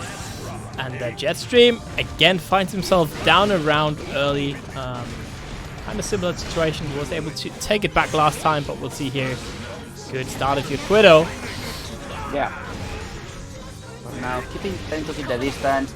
Jetstream is at blood level 2, so that 5H hits half screen for some goddamn reason. That's going to be the breaking the wall. Barrage of the supers is not going to be the full damage, but still going to be a wall break. So hard knockdown and positive bonus. Doesn't matter, 2k2d straight into a full Reka. Half health boost from Kwiddo. R6 forward from that Swortos. Tries to put the pain, but no. That Beyblade. Yeah, and again, similar situation. Last time it was Mr. Jetstream taking that one. Big counter hit, but not able to convert it after it. Maybe didn't believe, maybe pressed a little bit too late. Who knows? But there we go. Jetstream managed to stifle that jump attempt and is going to put Kwiddo onto the next screen. So it's going to be a full hard knockdown once again. Those are good. And the positive bonus Kwiddo is going to get enough meter to throw any super in just a moment. Okay. RC forward, trying to put on the pain. Not enough. Gets out. Oh, big hit there. That's going to do a lot of damage. Full Reka. Press to go high. Not enough. YRC from Jetstream. RC forward from that Swortos. Gets with the explosion. There's the boost from Jetstream. And that might be it. That might not. No, that is going to be it. No! Oh, what? Kwiddo, please. Why didn't you go for that sword stamp? If you know what I mean, I can't remember. Yeah, I know what you mean. I know what you mean. But that is so unfortunate. Okay, Reka tries to go for it, and then get the palm. That is so unfortunate. That drops the kill at the last second. Maybe thought he had super, right, or something. I don't know. Yeah. But that's just how it is. Yes, that is what it is. on this level of play, you can't afford to drop any combo, especially when you are going to kill. That's the more important part. If you are going to kill, do it right. Don't mess up. And that goes for everyone that's on this stream. If you're going to kill your opponent, don't mess up. That's the more important part of these fighting games. Oh, Now. big counter hit. Kwiddo in a bit of trouble now. Maybe that's all he needs, right? He's won the first round every time he lost, so maybe he just needs to lose the first round, and that's the key to victory. Maybe weird logic, but still maybe valid. We don't have proof to convince each otherwise. Okay, managed to get out of that corner. Starting with the Reka. Okay, RC forward. Back to neutral. 1 Fortos, 6 piece, everything gets blocked. Uh-oh. High gets the boot. Let me tell you something. That 5k from Nagoriyuki, that's what we call an ignorant button, man. That is so ignorant. Just blessing that 5k, winning neutral. No questions asked. Yes, but now seems like Jetstream has gotten the good sauce. Sorry for the topics, but I don't care right now. Okay, gets the clone in. Kwiddo is at a sliver of health. Can't fully confirm that, but still, Kwiddo is very low on health, has worse, but maybe it's not going to matter that much. Don't put Jetstream up there. Oh, manages to jump out. Assist to get it. 2H. There's the boost from Kwiddo. Oh, managed to stifle that clone attempt. Getting the pain there. Jetstream has boost, so Kwiddo should go carefully. Oh, at the end, 5D. Kwiddo blocking low all the time, so 5D to finish it. Jetstream getting that 3-1. Which means that it's going to go straight into our top 8. And that's going to be... yes. Oh, those are all the games that are left to go for top 8, so without any dilation, this is our top 8 on, at least on winner side. The first game is going to go Jetstream versus Uriel. That's going to be a Nago mirror. 2 very good players, so it's going to be fun to watch. The other top 8 winner side is going to be Gaga versus Setchi, Chipp versus Zato. Also very good match to watch. And then losers for now that we have confirmed waiting on, it's going to be Kwiddo and Atsuna. Those are on top 8 losers. No, not yet, but those are the most advanced players. And then the other side of losers brackets, MCA and Snailtiger are awaiting 2 opponents to qualify for top 8, and still some other players. Yeah. But man, we have big players down on losers. Yeah, and we are gonna go to the winner semifinals, but that we're not gonna go any further than this, Lapsus. So let me just put your stuff in chat. Obviously, make sure everyone you go to that cat Lapsus on Twitter and give my man a follow. Yes. I don't know what you can expect from me, especially from my Twitter, because it's mostly barrens. Sometimes I say, hey, I am going to do that, but that's pretty much it. I am mostly shilling the people that I'm going to the cast for, but either way, if you want, you are welcome. You heard it here first. His Twitter is completely crazy. You don't know what you can expect. It's going to be a crapshoot of random stuff, so don't want to miss that. It's going to be mostly retweets and saying, hey, I am doing this. And that's going to be mostly it. But either way, thank you all for having me. So now we are going to say hello to our other fellow commentators on Rexu, who's right now here. And it's going to be Jonesy, right? Yeah, I think Jonesy doesn't expect it to be now as well. Maybe I'll just stay on with Rexu until Jonesy gets here. Hello, Rexu. Oh, there we go. I see Jonesy. Jonesy. Damn! The Brits? Actual punctual Brits? Damn, who would have thought? I was expecting a Q, and there wasn't one, so I didn't know what to do with myself. So you got an L instead of a Q, huh? Hey! Sorry, I couldn't resist the attempt. But hello, ladies and gentlemen. We are just heading into top 8. And damn, what a stacked top 8 we have today, what a stacked commentary list we also are keeping here, because joining me tonight is none other than Jonesy. How are you, my man? I'm doing good. I'm somehow alive after Tramlines in Sheffield. That's for music festival. Got to catch a little bit of Brussels Challenge, which is the main thing. How we doing, Rexy? I'm doing very fine at Brussels Challenge, man. It made me yearn for those offlines, honestly, and I can't wait for my opportunity to get some offline goodness. It's going to have to wait, because unfortunately I won't be able to make it to versus fighting, but definitely looking forward to maybe making those French majors in a couple of months. Mix up looking really, really tasty, and UFA as well. In November, in Paris as well, so oh my god, it's going to be a sin not to make it. Yeah, sign-ups go live for UFA this week, so chat, make sure you're ready for that.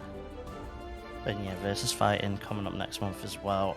I'm gonna be there. I hope there'll be people in the chat, that people have been in the bracket, that'll be there as well, because it's definitely gonna be a sick event. I was just checking out the bracket actually, and Goichi is going to play DNF. That's mental, honestly. And there's also Punk going to participate in DNF and Guilty Gear Strive. That's honestly sick. Oof. And it doesn't get any better than that. So if you live in the UK, or if you have money to be able to make the trip, definitely go there, because versus fighting this year is going to be massive. Yep, and if you don't have either of those things, you can still help us out right now with !Matcherino. All you have to do is click on that Matcherino link and click the claim code button, as we are getting things kicked off. Top 8, Setchi versus Gagayoux. And kicking off with a very strong one. Shoutouts to the people claiming the codes as well. 10 are left as Setchi starting off. Ooh, nice 5k though from Gagayoux, killing off Eddie. The burst almost baited with the Alpha Blade, but the burst from Gagayoux has to come out as well. Big counter hit. And a positive start here for the Frenchman. Yeah, got Setchi stuck in the corner, but Setchi fighting back. Here it comes, sandwiched in between Eddie and Zato. The mix, good blocks. But the second fight, gonna open up Gaga. Get the sword out, keep Eddie going. YRC to take the turn back, never mind. Turn is robbed. Gagayoux, one touch away from losing this round, and the low. Clutch for Setchi right there. Beautiful block on that first 5D, but the low eventually takes it for Setchi, but the low takes a big counter hit for Gagayoux as well. Big 6H to break the wall, and moderate damage here. Zato does not have any guts, but Zato has very good pressure in the corner. That's not where you want to be, but Gagayoux unfortunately is situated there. Good YRC to steal back the turn, but I love this PRC from Setchi to close the gap and still be on top of the Chipp player. Damn, the burst has to come out. Gagayoux looking in trouble. Yeah, tried to stall out against the pose, but Setchi ready for that. Oh, gets the hit, RCs. Setchi to the corner for the mix. Trying to bait out the burst. Setchi holding on to it tight, finally pops it there. This is the round that Setchi thinks he can win. Just blocks the RC, and now the pressure with the Eddie. And the 5D to close out that second round. Setchi taking game 1. Indeed. Very good fight from Gagayoux, so I am expecting the set to go the distance, but still, very good opener from Setchi to start things off in the best way possible. 1-0 up, and now the ball is in Gagayoux's court here. They need to make some adjustments, but not a lot, because they definitely played very, very well, and the Eddie kills are definitely on point here from the Chipp player. Yeah, we've seen a couple times already that YRC just to basically try and delete the pressure completely, get rid of the Eddie, take the turn back. Maybe we'll see that carrying on throughout. Gagayoux' movement right now looking pretty solid. Still gets flipped by the invite to hell, still stuck in the corner though. And now Setchi in the corner with RC. And this is probably going to be a super to break the wall. Yes it is, brings out the sword. Shatters the glass, and now Gagayoux one-touch situation straight away. Holding on, respecting, but look at this pressure. Ooh, not even going for a chip kill here, still pressing on the advantage. Setchi taking a very dominant round here. 6P gets stuffed on startup, however.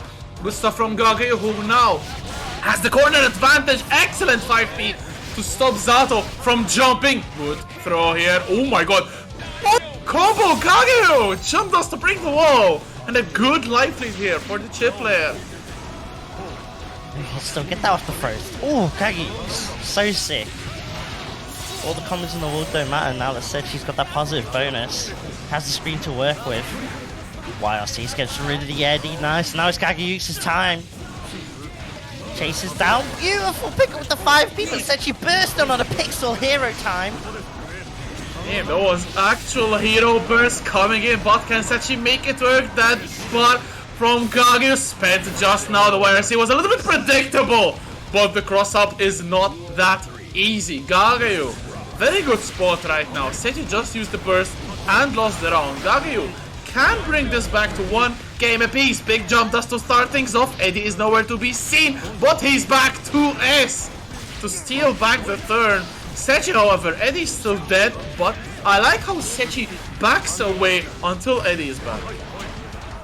Yeah, immediately recognises the Gaggers and poking just to get rid of the Eddie straight away. But now, avoids the command grab. This is huge for Gagayoux.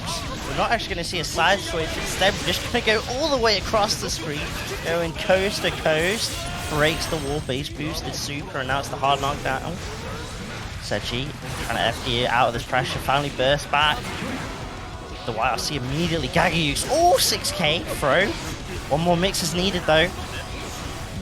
Oh, and going to the clone pressure goes the low again, choosing to go for the safe route, but the trade takes it for Gagayoux. It's 1 game apiece here, and as we said, very contested winners semifinals here. We definitely have a set on our hands, but I'm a little bit afraid because I'm seeing Gagayoux using YRC a lot. I think they used it 4 or 5 times, and if Setchi can get a read on those YRCs, then it could probably swing the matchup very much in favor of the Zato player.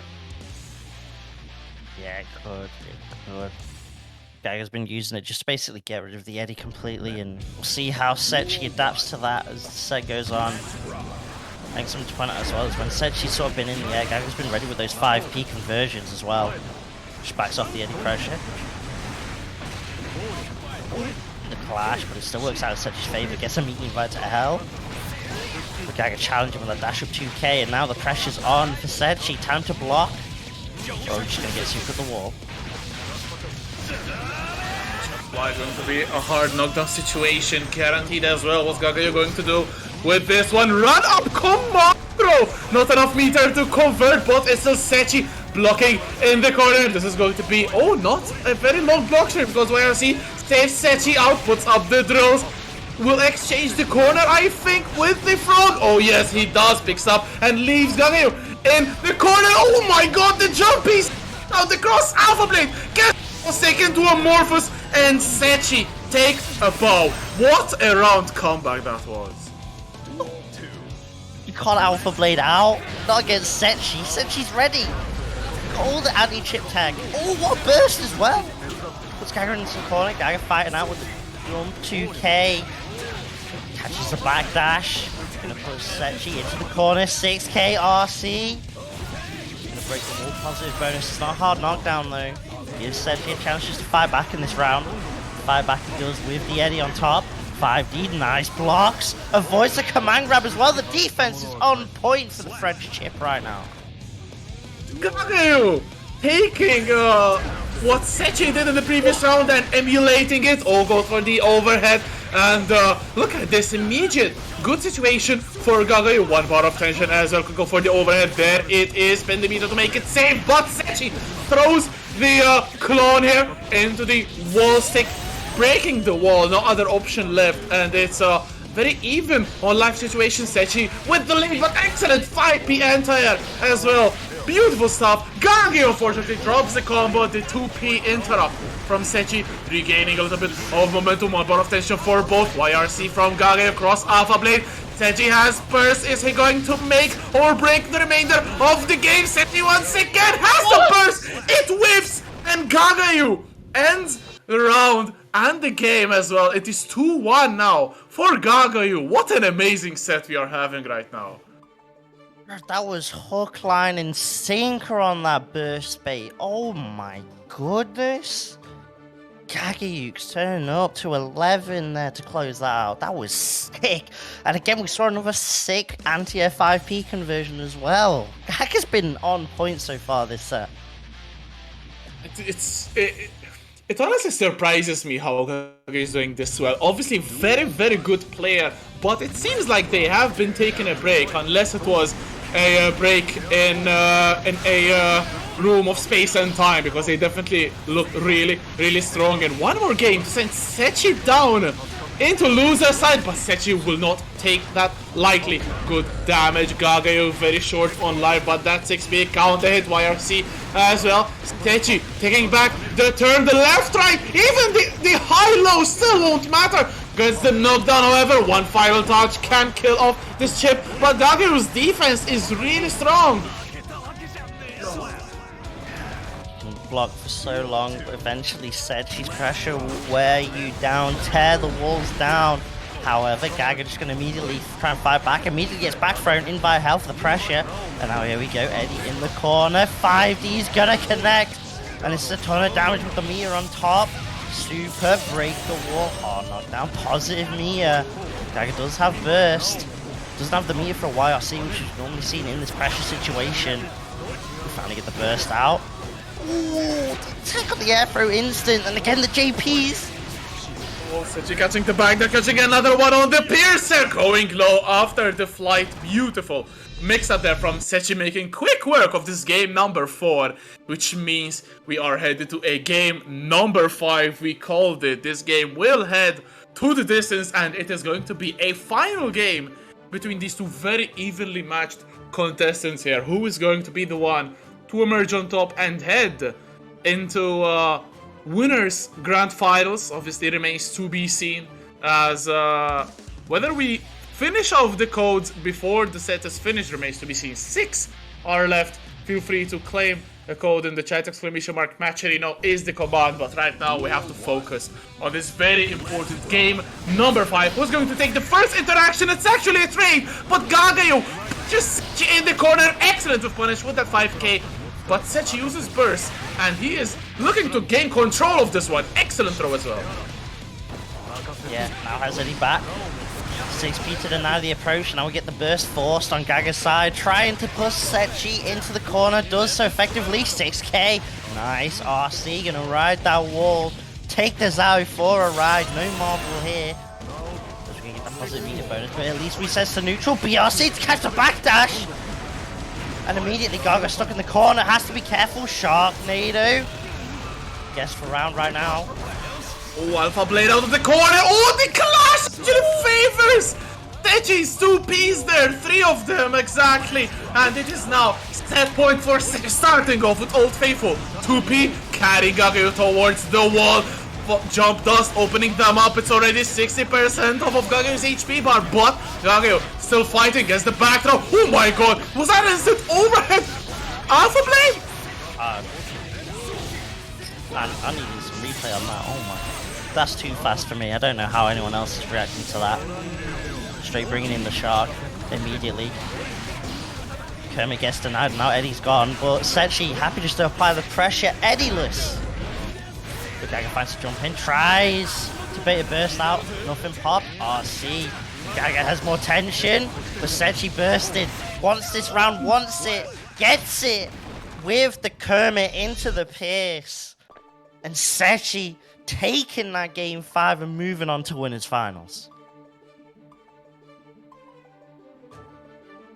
Wow. Wow, what a set. That was some sick stuff there.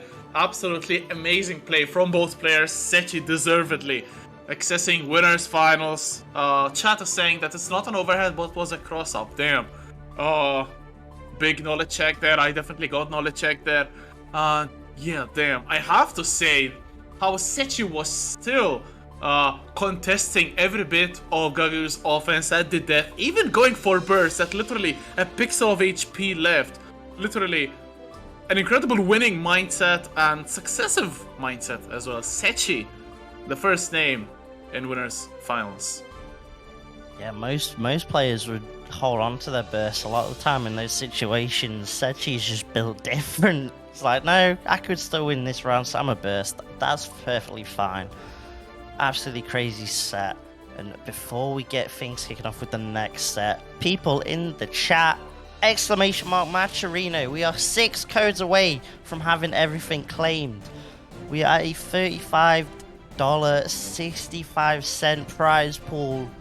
And we could definitely bring that up a little bit more before we carry on the other side of winner semis.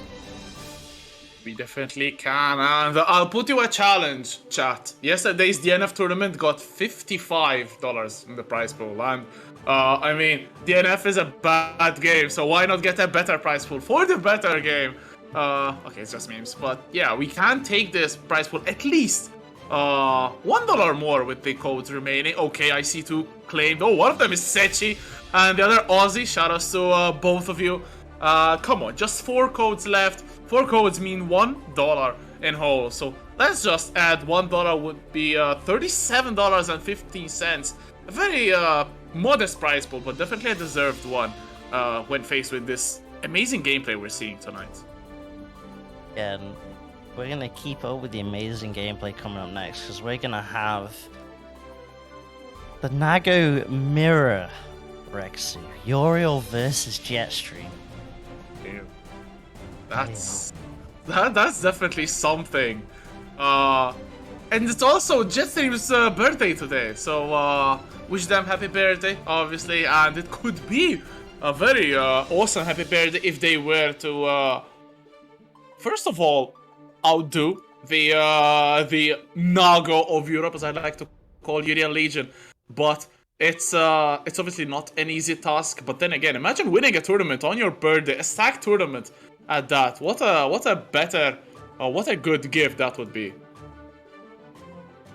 It wouldn't be too bad a gift, would it? To get that Matcherino money for sure. But let's... If Jetstream wins, we sing happy birthday in Italian to Jetstream. Let's sign up for this. I don't know the Italian birthday song. Someone's gonna have to quickly teach me it in between games.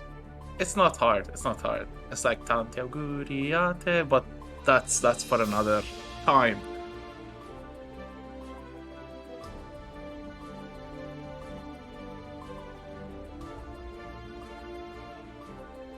But yeah, we got, of course, Jetstream up against Uriel Legion, who I'm now supporting in hope that I don't have to sing in Italian and get exposed. I mean, you're a Brit, so you won't get exposed for not knowing Italian, to be fair. Oh, yeah, that's true. I'm busy out here with my Brexit and all that, so I haven't got time for that, clearly. Yeah.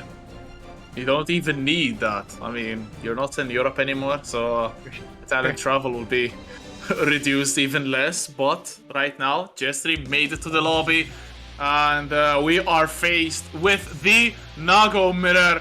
One of the, honestly, the most entertaining matchups in the whole roster. It is a mirror match, however, and it is probably painful for both of these players because it can swing anywhere in a couple of seconds. Black versus blue, and here we go. Jetstream starting off with the Shizuyuki, trying to bait out the burst, and the burst comes off, but it's from Jetstream's side. Yeah, now that we've had that explosive start, it's time to slow the pace down. High blood on both players. Burst gone on either side as well. And now, you thought you were playing Strive. Psych, this is actually a Samurai Showdown game. This Gets chased down, RC. Here we go. This is where it gets interesting, because I feel in this matchup, like more than the other ones, getting high blood can be a winning condition, because obviously your normals will have more range than your opponents. So the gutsier player here will take the advantage. Uriel Legion gets the Bloodsucking Universe. That blood won't matter anymore for a little bit, but Jetstream comes in swinging. Frederick Fukio in name, but Beyblade Billy in spirit goes up with the 6H. OTG tries to fake something with the Fukio forward. Gets the counter hit as well. Wall stick into the super. That's going to be big damage for the Italian. Gonna bring the wave in. So we get that hard knockdown and positive meter bonus, of course. Has a fair amount of blood to work with as well. Get the command dash in. Just checking away. A nice chance on the DP there from Uriel. Not going to extend with the RC. Maybe you save it for the pressure. Blocks the YRC. Counter hit in the corner. Look at all this damage. Double 6Hs. Breaks the wall. What?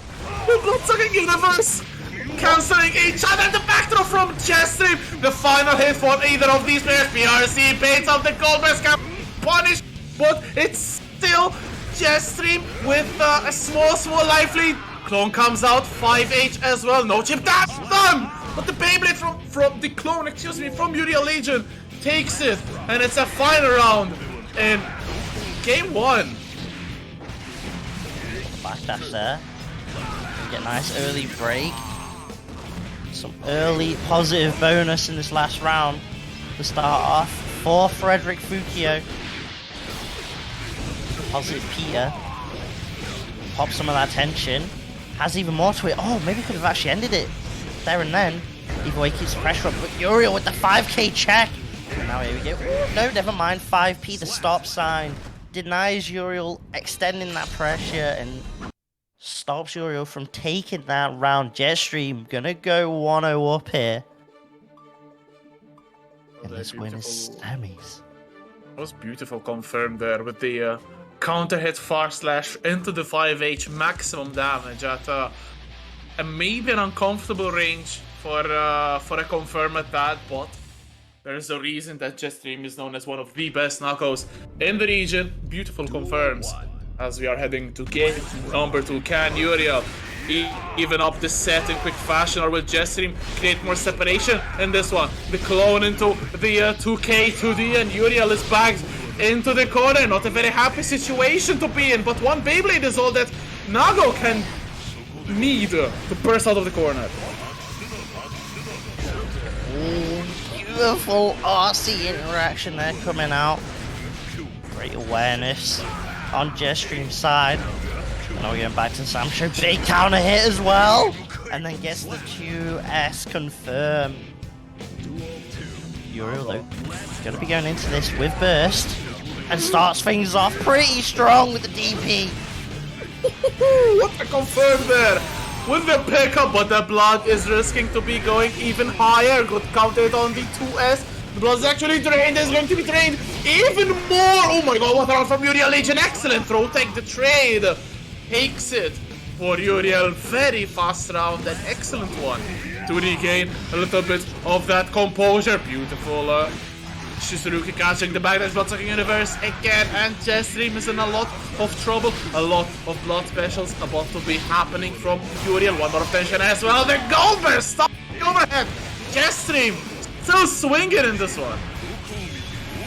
Uriel almost got the pick up. And you get super RC, of course. Gets the back throw as well. This might work out for Jetstream. Had to spend all that meter. First gone. But now has Uriel stuck in the corner at high blood. But the jump in. That's so rare to see. And now we're back to the grounded fuzzies. Okay, not quite going to work out. Caught the jump. Uriel is getting a little bit antsy, swinging a lot. Burst is back on the table. Swings back onto the third hit of the but even on life. Catches the 2S, combos into 5H because of the high blood meter, and Uriel Legion makes it one game apiece again. This is looking like a set which could go distance, just like the previous one. Damn, 2 bangers to open up top 8 tonight. Man, the patience to hold on to burst there from Uriel as well. A lesser player would have definitely been just press and burst the moment they got hit. Uriel expecting it. Oh my goodness. Are they clones? Who knows?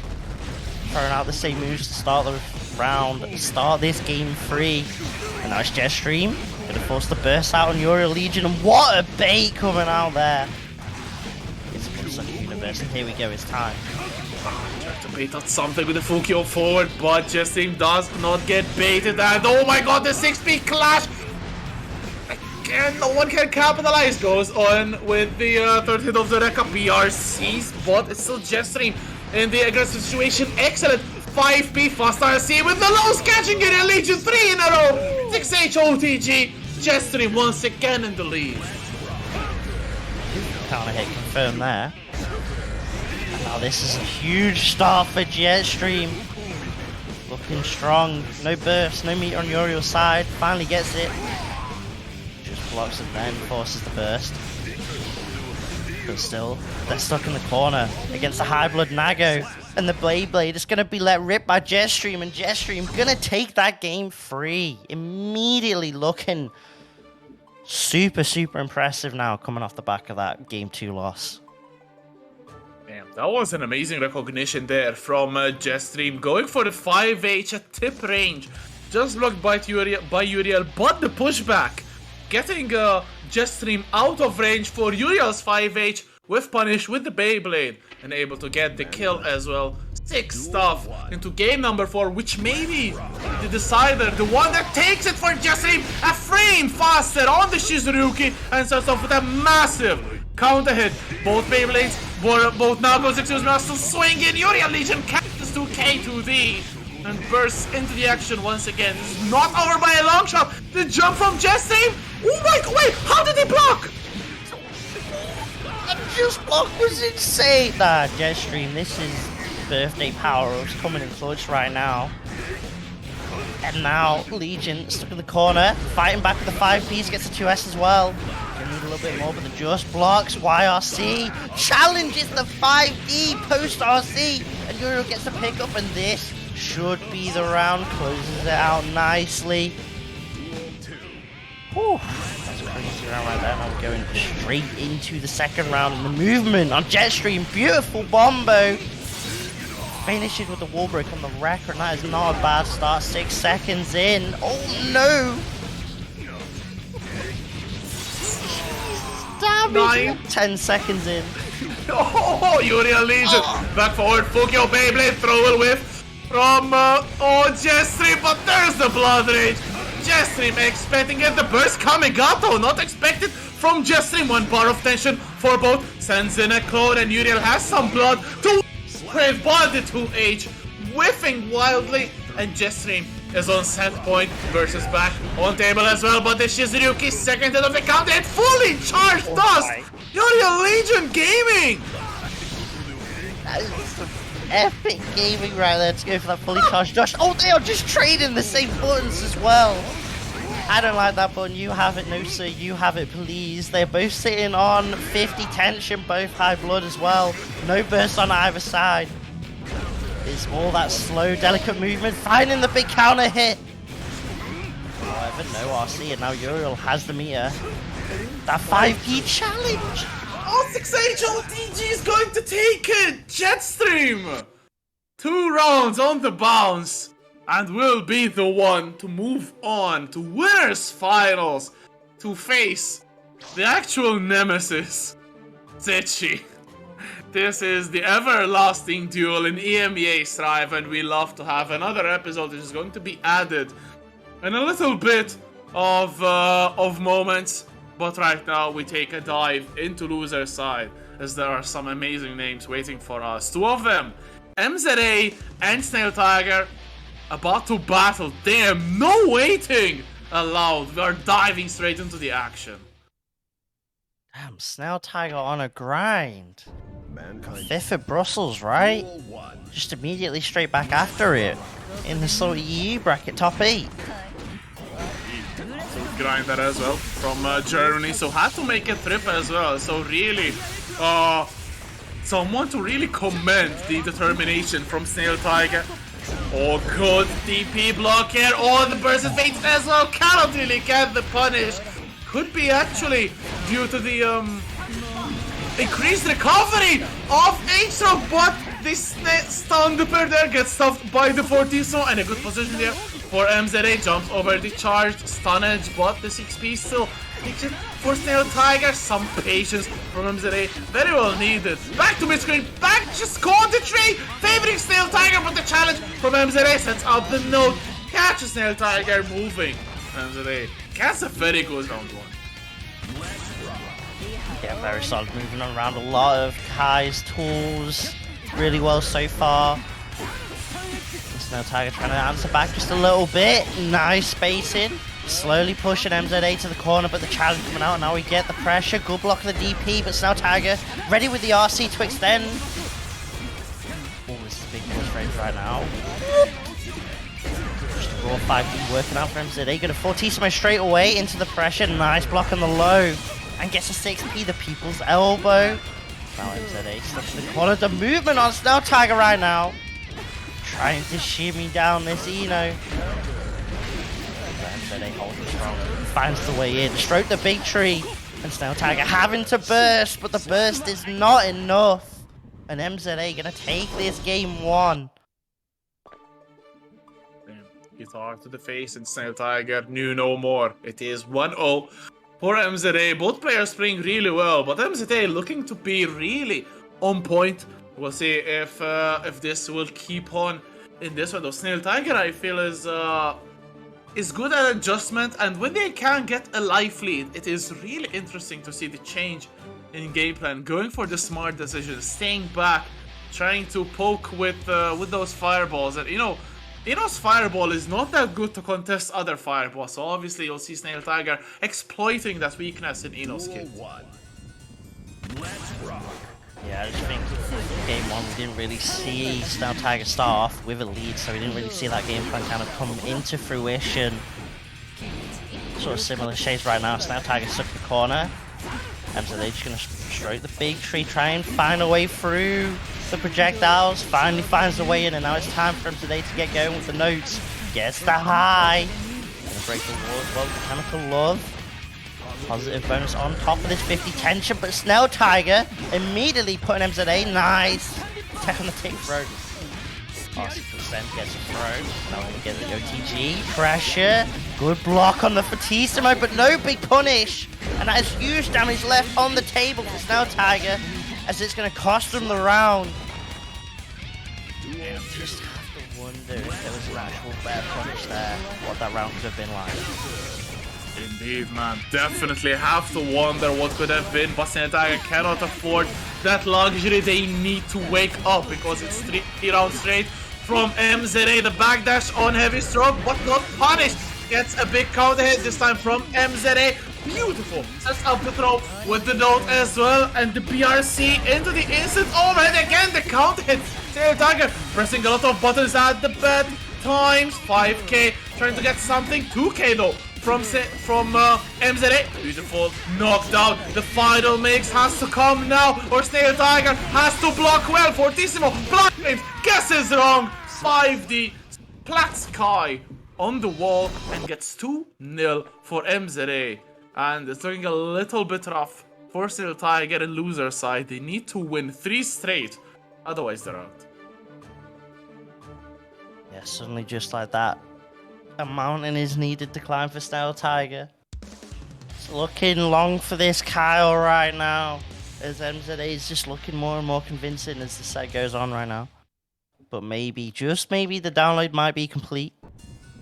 We'll wait and see as we're coming into this game 3 now. Again, it's just looking like MZA to start things off strong. Pushing Snailtiger into the corner. We've seen a couple of nice challenges with the Kai 6P, but it's nothing too crazy, nothing that gets Snailtiger too much momentum in this set so far.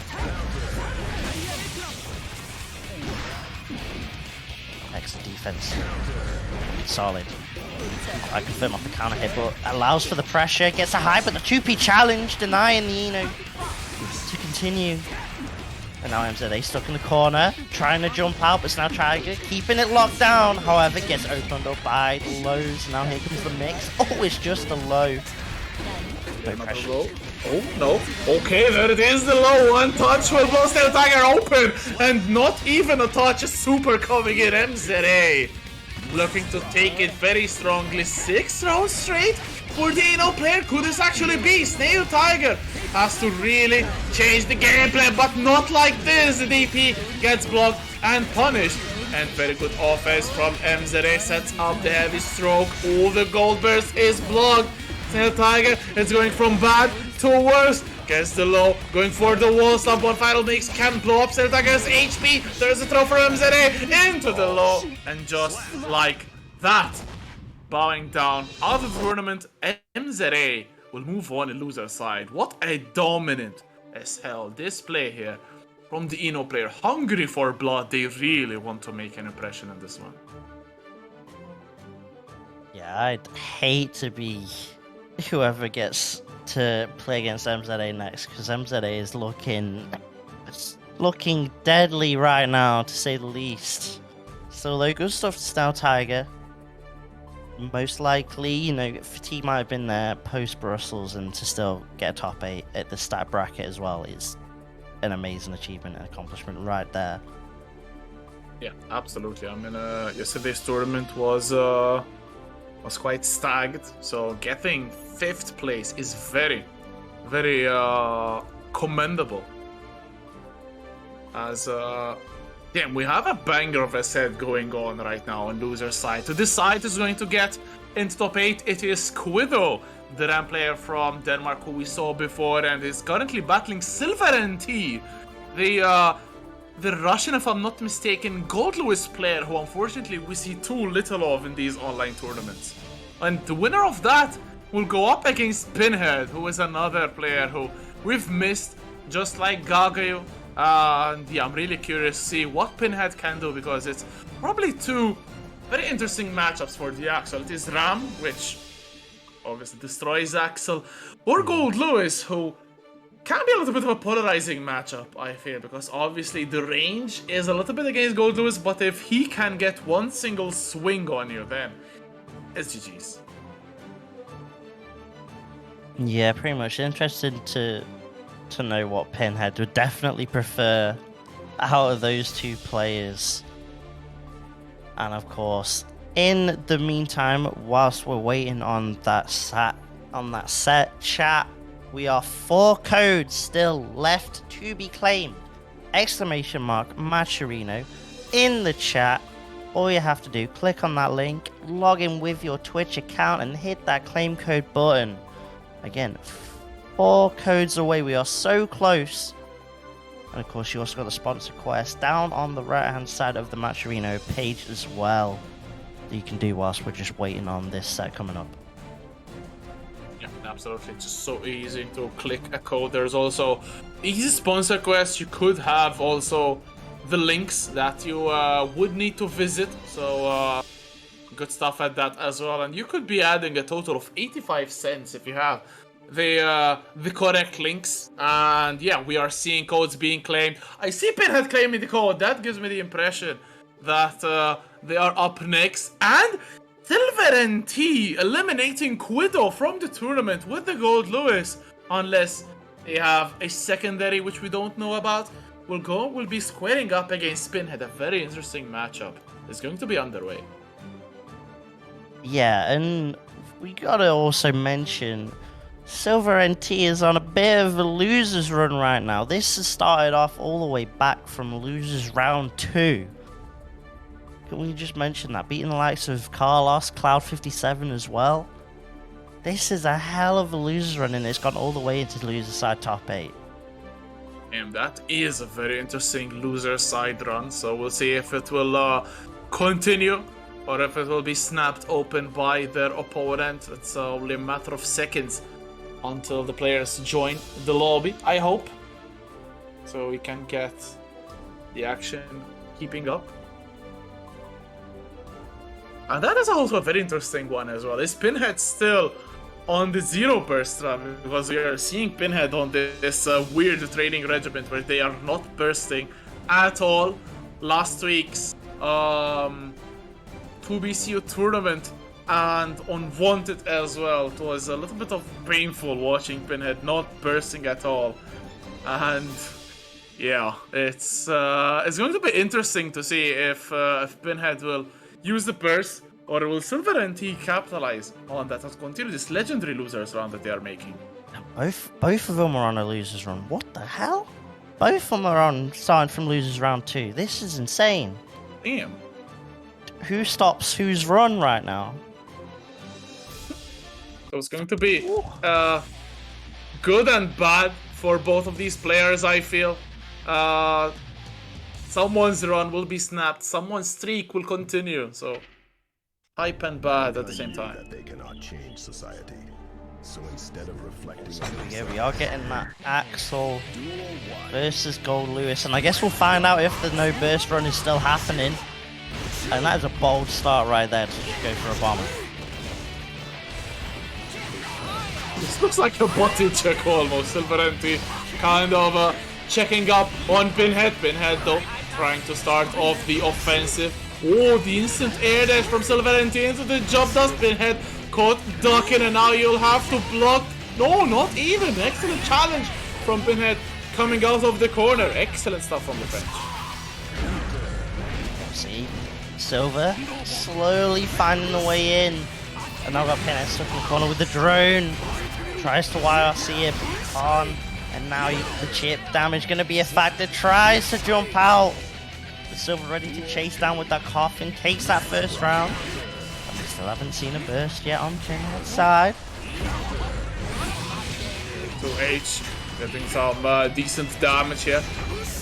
Oh, coffin goes whiffing, but Pinhead cannot really get a punish in, but still going up for those rances. Jump slash into the follow-up. Good stuff. More chip damage applied, but still SilverNT not discouraged. Gets the drone up, and this could be SilverNT's opportunity. Jumps over the 2K, pushes Pinhead into the corner, catches the backdash. Is this KO? Just on a pixel. If Silver can find the way in, Chip might be a factor. However, we're going to get the time stop.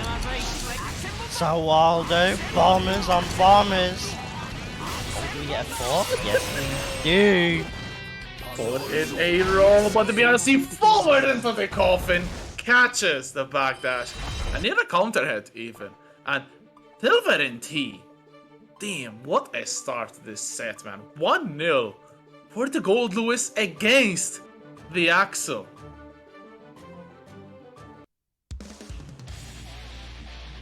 They're just doing a solid job.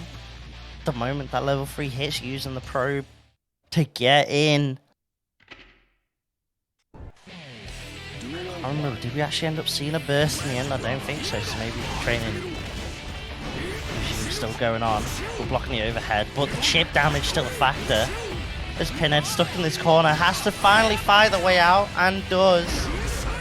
Oh, but there's a big card hit from SilverNT. Gets the throw as well. The drone is applied. Pinhead couldn't really move at all. And they will not be able to move if you're dead. That coffin functioning perfectly. And Pinhead risking to go 2-0 down here. SilverNT playing this matchup really well. Yeah, now getting dismayed when he occasionally gets clipped. Knows that the health is a bit of a resource just to get in on the Axel. And the moment Silver does, it's all about those behemoth typhoons. Oh, just straight dashing. Doesn't care about the sickles. Pinhead though, doing a solid job, still controlling the space right now. Keeping Silver at a distance, however the levels were up and the drone is out, and now Silver catches a backdash. Doesn't get the confirm off the wall bounce, but still gets another pickup. Oh no! Your defense is not going to get better if you're backdashing a lot instead of bursting, and you're definitely going to burst, but not in the mechanic, but in the game. Beautiful stuff from SilverNT, making it 2 games to nothing, and damn, 1 interaction is all SilverNT needs to get around. This is such a scary prospect to have to face, because obviously Goldlewis may not be the fastest character, or may not even be the better one to get in, but that drone is making absolute work out of this matchup. Pinhead really needs to find a way to go around it. That's definitely the name of the game, is wait is when Silver gets that level 3. Seeing how Pinhead adjusts to the drone being called out. And you know what, this isn't too bad. Just instead of zoning, just go in, and the pressure suddenly mounting up, and just like that, Silver gonna eat that perfect. Strong answer back from Pinhead, however, Silver just gonna start swinging straight back. Bonks on the head with the throw. Typhoon's nice backdash that time to avoid the overhead. Oh, and the movement as well, just avoiding the coffin hitbox. Oh, nice clip, denies the probe coming out. And that can be huge, that allows Pinhead to control this space. The level 3 is now online. Oh, it's going to be ugly for the next knockdown, but oh, the punishment! Oh no! 5D does not punish in time, and the drone is out. Pinhead could be paying very dearly for that greedy punish there. There's the throw into the drone setup. Pinhead has to block, but unfortunately the overhead catches Pinhead, and it is set point here for SilverNT. No burst on the table, so potentially a good advantage for Pinhead. Yeah, denying approaches, but now the level 3 is ready, and now it's the question of how does SilverNT find the space to pop that probe.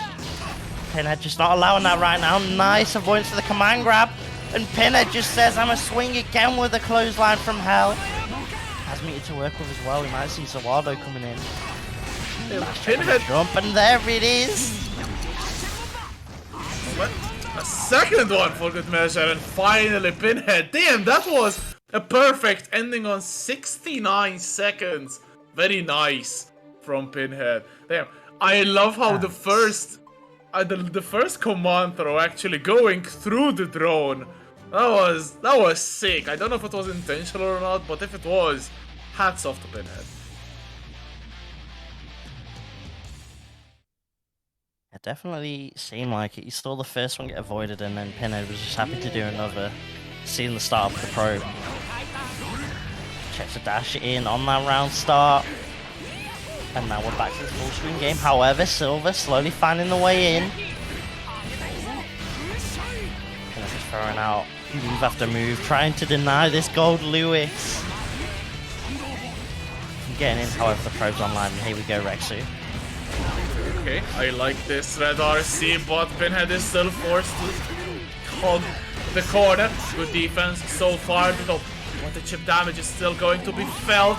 Good checks from Pinhead, but SilverNT is still approaching the snail. Oh, a little bit out of range to punish with the Behemoth Typhoon. Oh my god, rolls under the jump from Silver, but Pinhead is still put into the corner. The low will open up the actual player, and it is once again set point for SilverNT.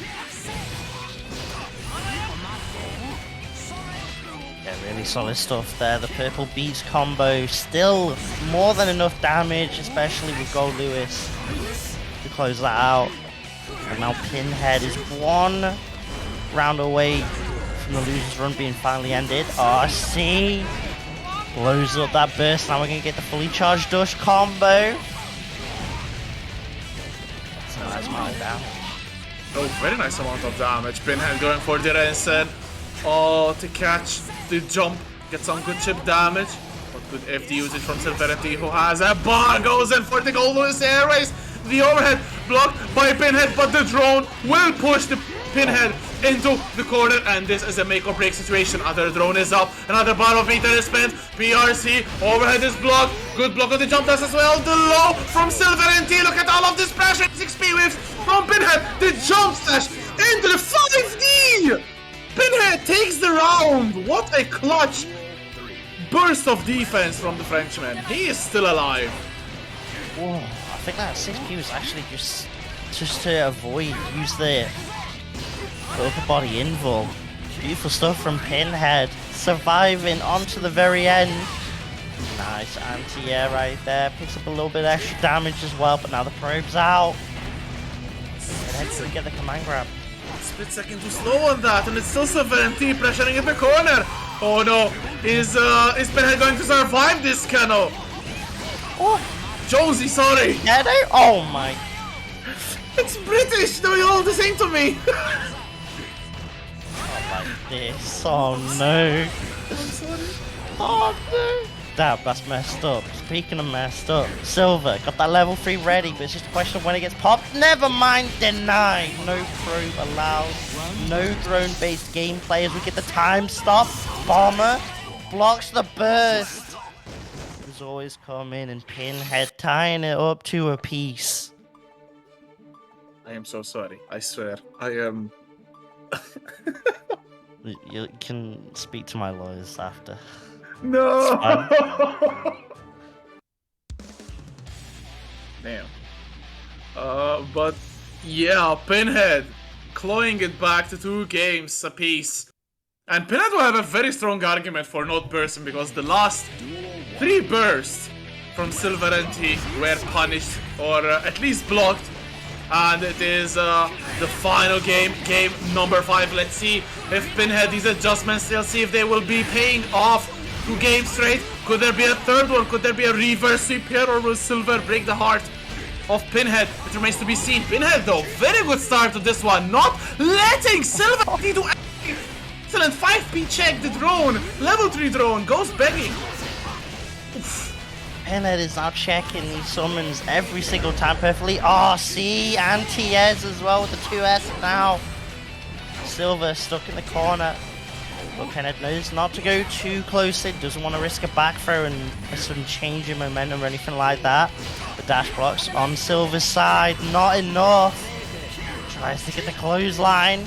Doesn't find it, but now Silver on a pretty much a one-touch situation. The just blocks almost proven enough. Silver slowly getting in. Here we go, counter hit, and now it's time. Catches a backdash, and now it's party time. RC, keep the pressure going. No, there's 5k. Oh. Oh my god, alright, okay, it's set point for Pinhead. SilverNT still on their way to try to make their approach. 1 touch is all they need, but they have to be there to make it. Pinhead, very good zoning applied. This is the most defensive Pinhead I've ever seen, I have to say. There's the drone, could make Pinhead's defense have to be even sharper. The distance is close, but 2K2D coming in, saving Pinhead. Excellent side switch on the Red Room and cancel combo. It's Silver once again in the corner. The jump is stopped. Pinhead gets the Rancid explosion as well. Bursts back on the table for SilverNT. The jump is stopped, however. You see now Silver's scared of actually just summoning the drone straight in neutral. With the way Pinhead's been checking, checks the jump with the air to air there.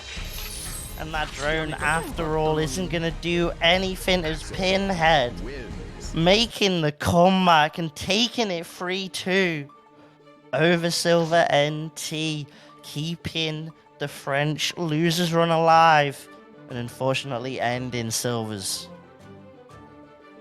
What an amazing reverse sweep there from Pinhead. That was fantastic. I love the adjustments from Pinhead because you rarely see Pinhead go for the zoning axle. You generally see Pinhead going both to the wall on the offense, closing in the distance, being in your opponent's face.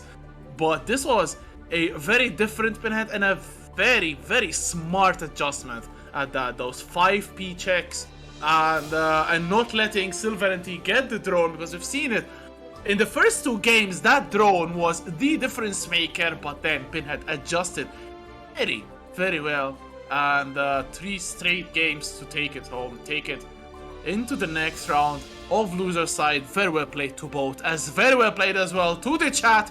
The match arena codes are all claimed. You are sitting on a prize pool of $38.20. Thank you so much to the chat.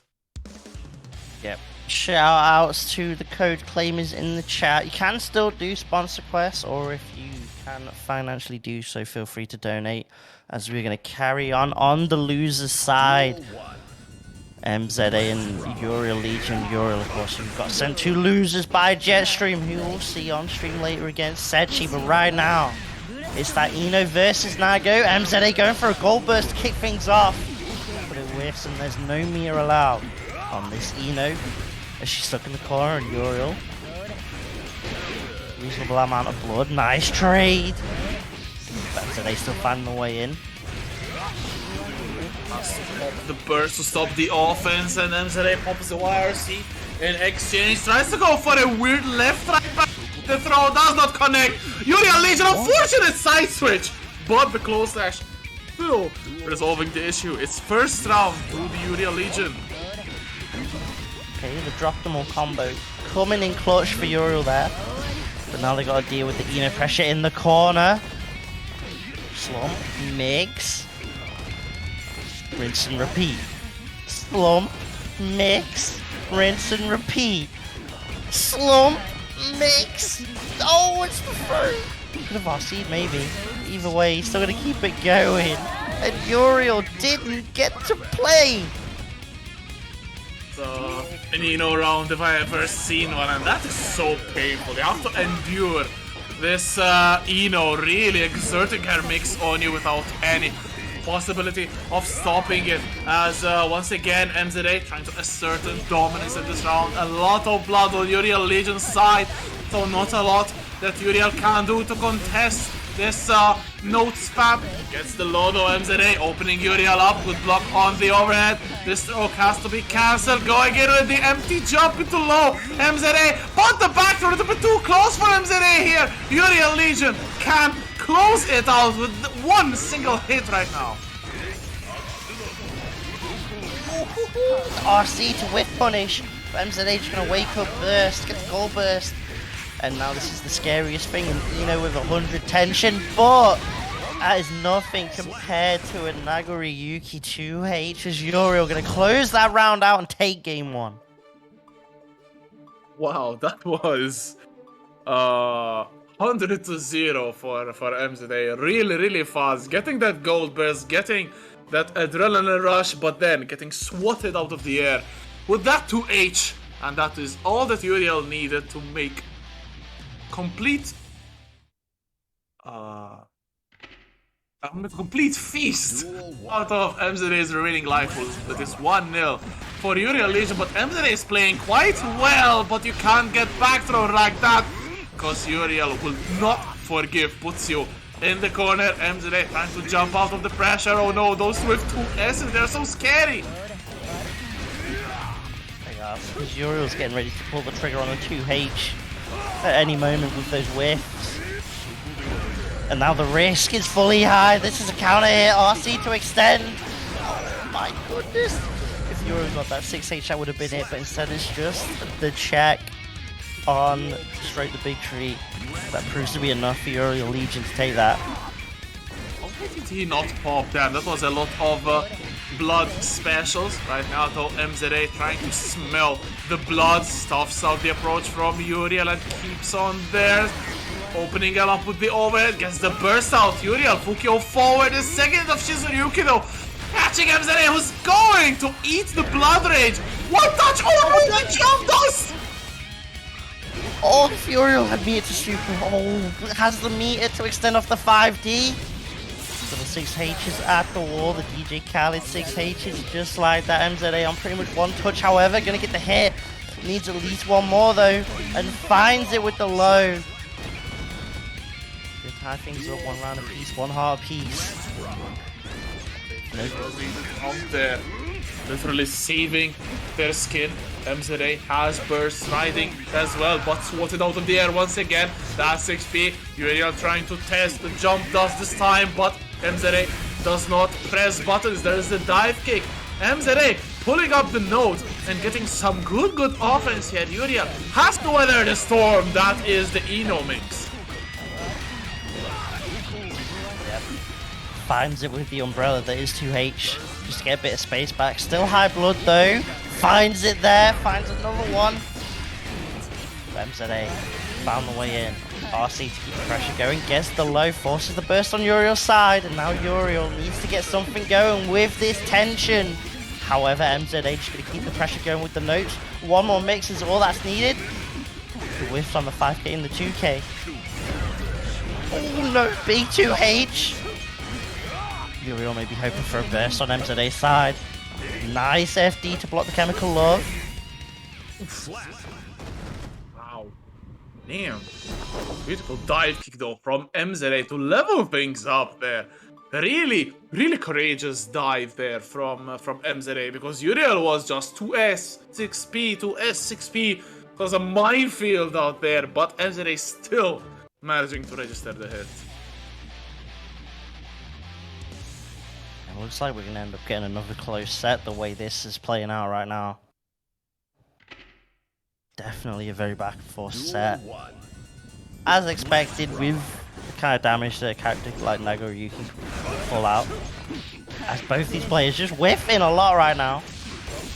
Catch the backdash there, force the burst out. Again, Uriel just trying to look for a big counter hit, gets it with the 6P and it's going to force the burst immediately. But immediately just finds it again. Runs it back with the Deja Vu style now. MZA stuck in the corner. No meter to work with as well. Oh, blood-sucking universe, and that should be the round. No, it's not. Yes, One dash grab is gonna be it. I was just a little bit ahead of time. It wasn't the stream on delay, it was the game on delay. Ah, okay, that's fair. That's fair. Oh no, right now though, that hit had to be delayed from MZA because that, well, was a big count hit. Is Burst going to back on the table? It is, but it's not, because it won't be able to be used from MZA because they were hit by a train called Uriel Legion. That round was absolutely dominant from the Spaniard, making it 2-1 again into the lead. Damn, that was a scary round if I ever saw one. That was peak Nagoriyuki gameplay. Blink and you'll miss all the damage, disappear just like that. Duel 1. Azure now one game away from sending MZA out of the tournament. The guitar player has some music still left in the sheet. Gonna force the burst out, avoids the Beyblade. Almost got caught for the backdash, however, blood-sucking universe with all that blood. Gold burst baited. And now it's time for Naga. Ooh, the mix of the RC! Uriel, please stop it right now. That was so there that the instant overhead jump came with the BRC. But YRC is the color that MZA wants. It still won't matter that much. Uriel with a beautiful back throw, taking himself to set point in this one. MZA backing away. They know that one single misstep might cost them the round and the whole tournament. Uriel Legion trying to get some buttons. Oh my god, the overhead though is tough. But again, that back throw coming into clutch. Bloodsucking Universe will whip, and MZA might take the turn. But again, the back throw. Uriel Legion so on point with these throws. Just a big counter hit. MZA was going to try and call out the blood-sucking universe, and Uriel said, nope, I'm just going to keep swinging with this sword. Gets the counter hit and gets the round, gets the game, gets the set. Uriel looking dominant towards the end of that set right there. Yeah, absolutely insane stuff. It looked very well balanced, as you said as well, that we might be looking at a very close kind of thing. But then Uriel just pulled off that third game. Was just absolutely sheer difference between them. And then Uriel just made the difference clear. And the rest was history. Very good stuff there from the Spaniard. MZA has to leave us a little bit earlier than they hoped for, but still, I think that's 5th place, so a very honorable placing in today's incredibly stacked tournament. Yeah, really solid stuff. Shout out to MZA, but it seems like Uriel might be back and hungrier than ever after losing to Jetstream. Because we'll have to wait and see. As we're going to carry on the other side of losers with Gagayoux versus Pinhead.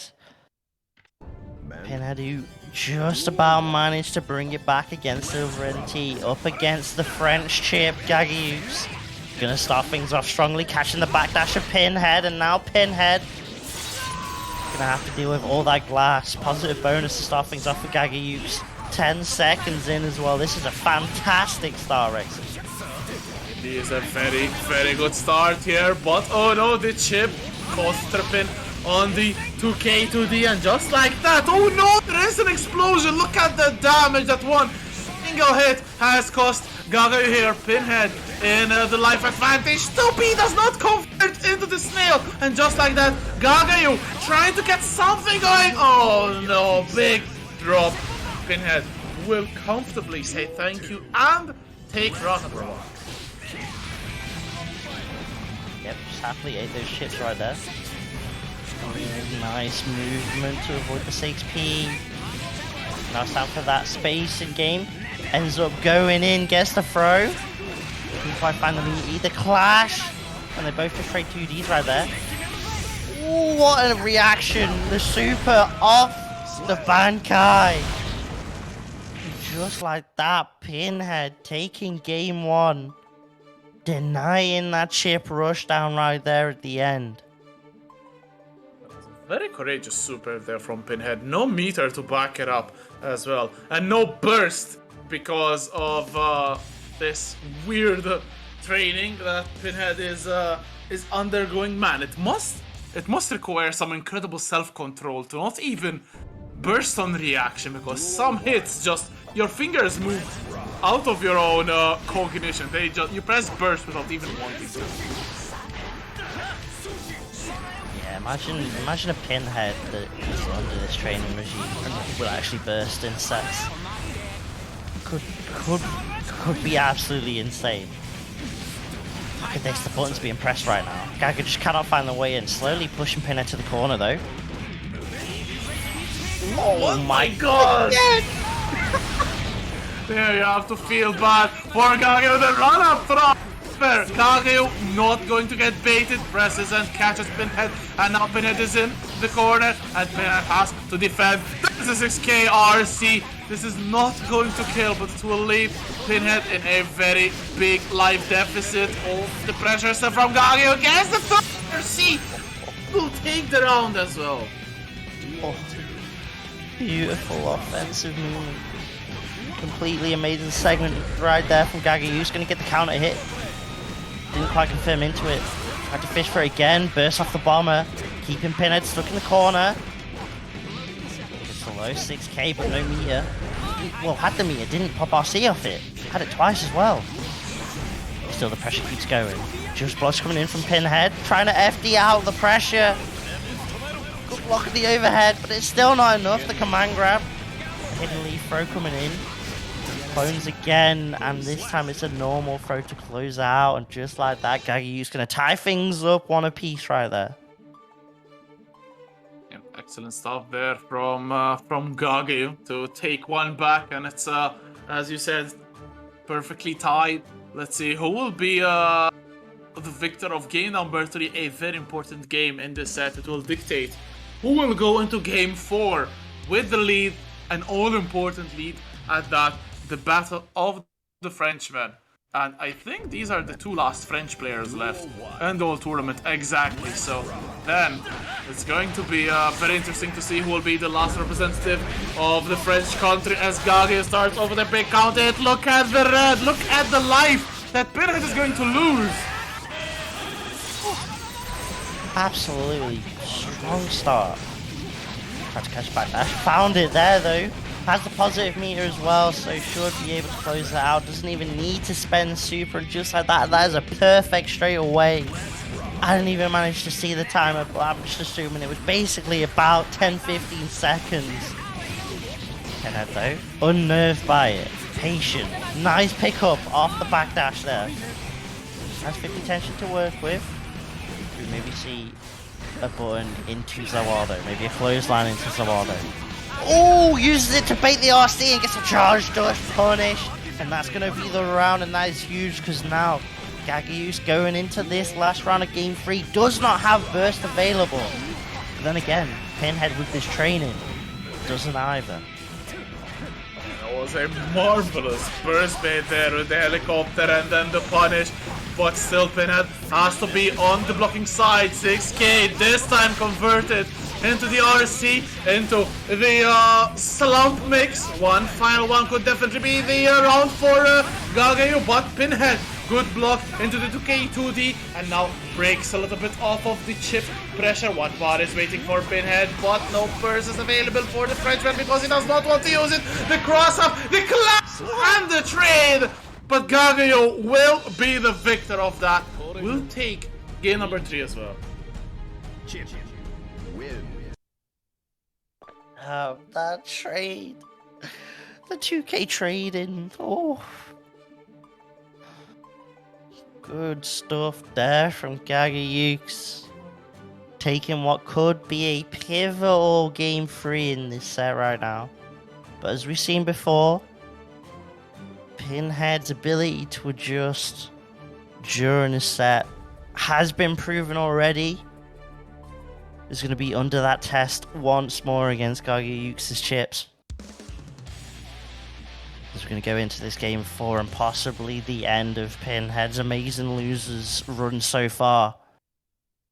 Can it keep going, or is Gagayoux going to slam that door? Here we go, game 4. Opening start, both whipping buttons. However, Gaga going to go for the charge 5D, can't find it, going to get punished.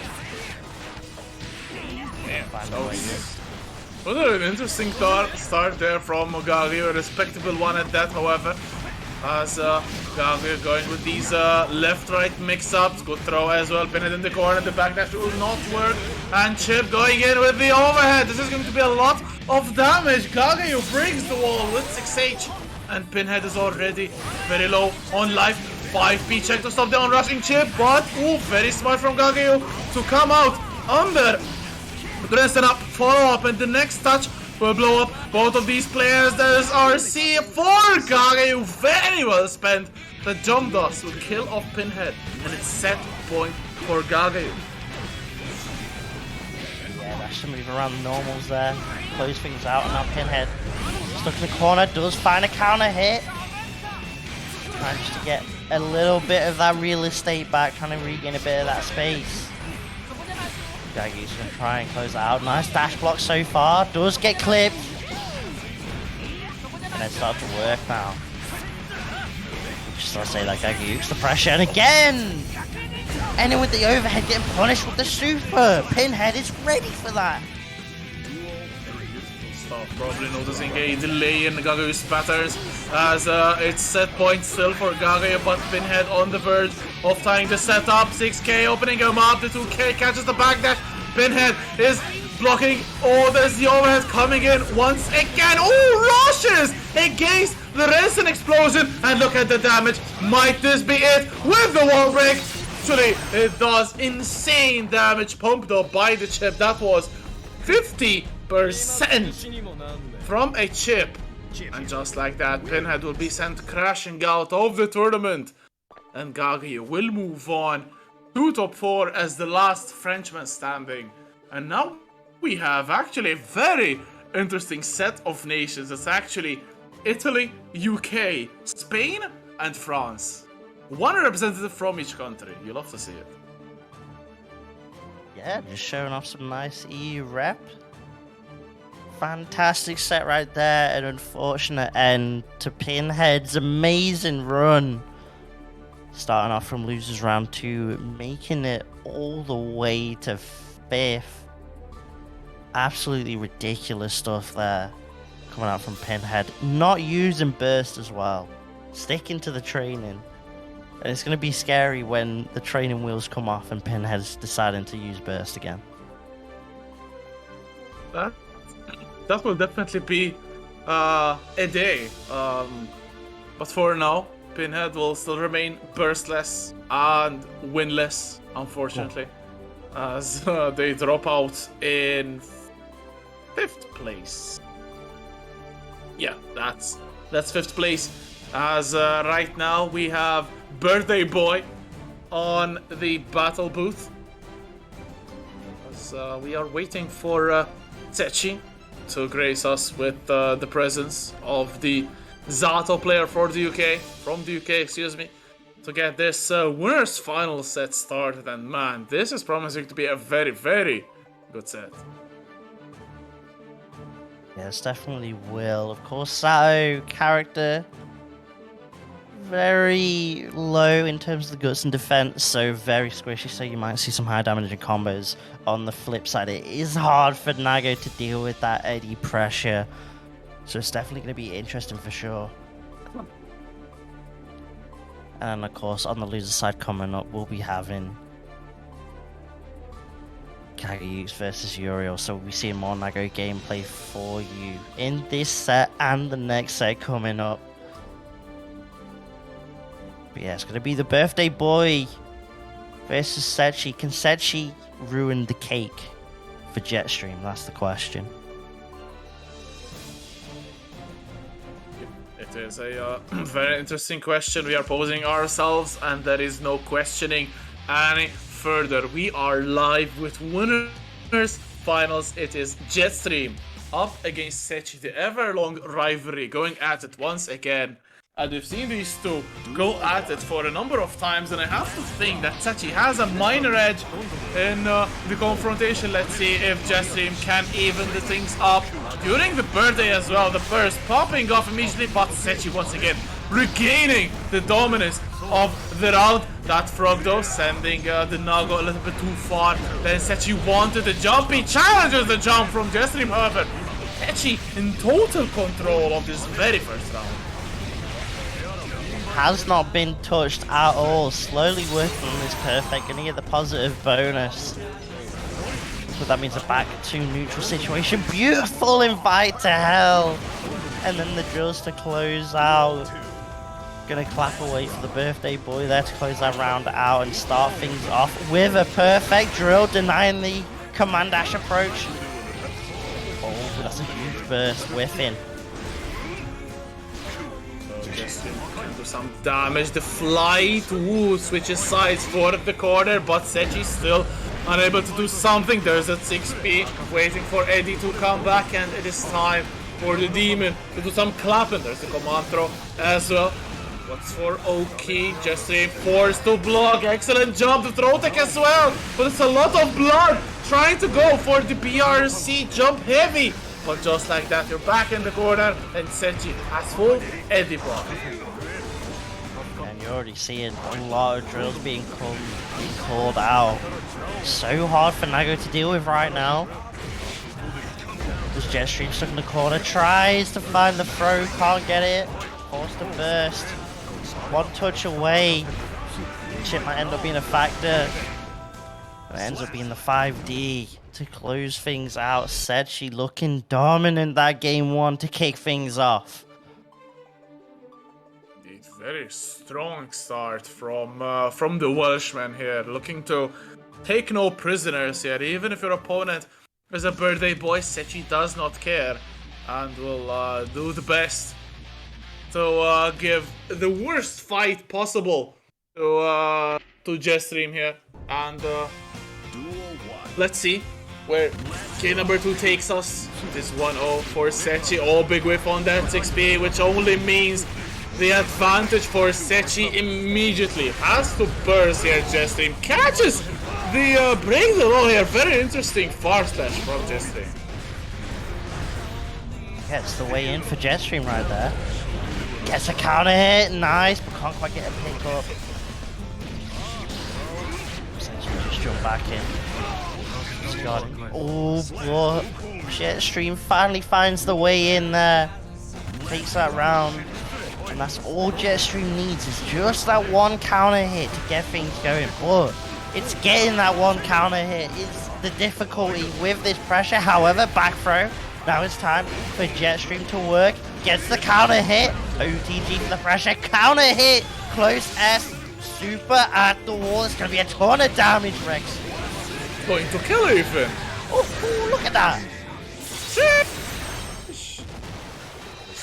Jetstream immediately leveling things up at 1 game apiece, and that is a message sent to Setchi. Game number 1 was dominant, but game number 2 was even better. But this time it was me who made it this dominant. We have a set on our hands once again, looking to go into game number 3 to dictate who will head into the potential final game in the lead. a very important one at that. And both of these players are playing really well. Momentum is going to be very important in this one. So whoever takes this game, I think, will have a major shot at winning the whole set.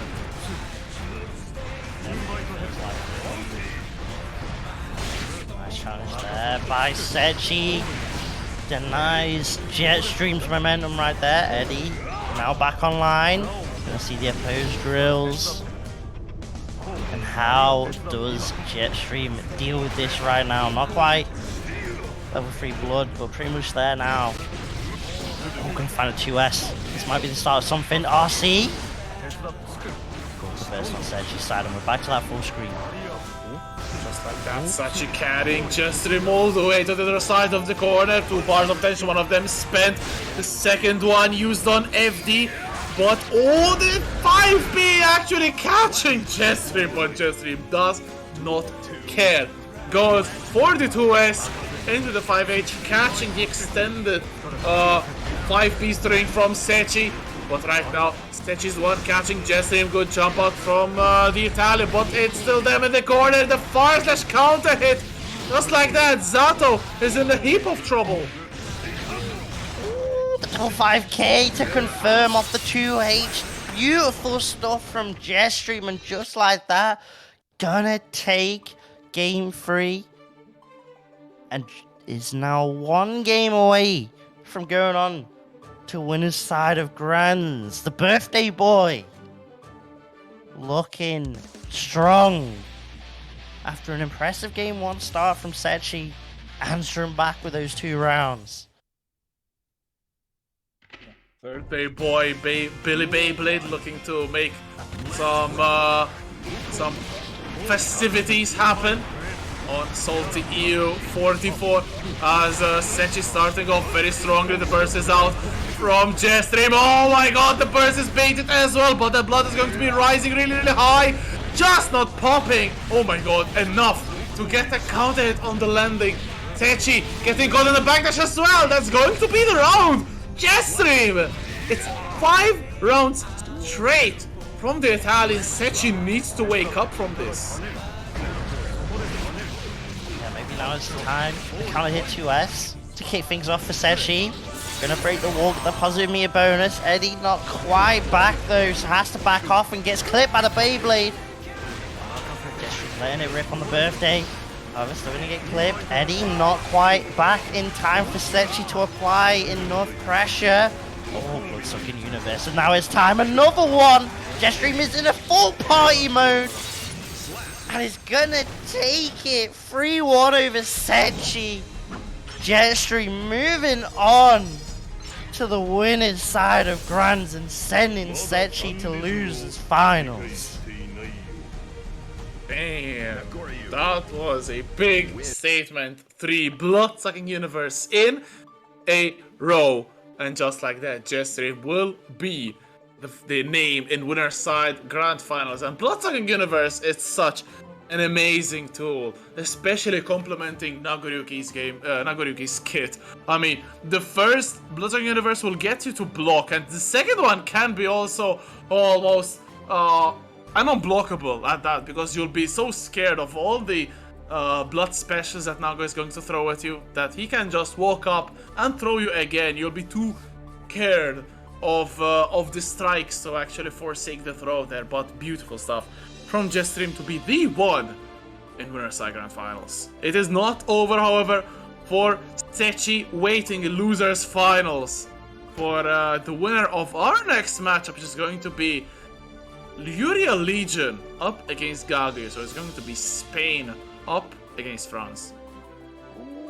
So we're going to carry on with the Nago-based gameplay. This time with Uriel Legion, who of course have probably won that run back against Jetstream. But first, Uriel has to deal with the French menace that is Gagayoux in this loser semis. Throw a wisp, but there's no punish on it. Still though, Gaga, never mind. Okay, oh, the big bait on the Beyblade, but the far slash recovery messing Uriel up, not getting the punish. The burst has to come, and it puts Gagayoux in the corner. Excellent job, but however, Uriel gets caught a little bit in the lights. Just like that, Gagayoux gets a super hard knockdown as well. Good start from Gagayoux. Coming in, gets the overhead on the wrecker. An extension should be enough for Gagayoux to take the first round and take that first heart of Uriel's. Uriel start things off with a 6p. Maybe expecting Gagayoux to start swinging. Blood. The burst is baited. Gonna break that wall. Positive meter. And again, another 6p off that. Just expecting aggression from Gagayoux. Oh, beautiful throw there.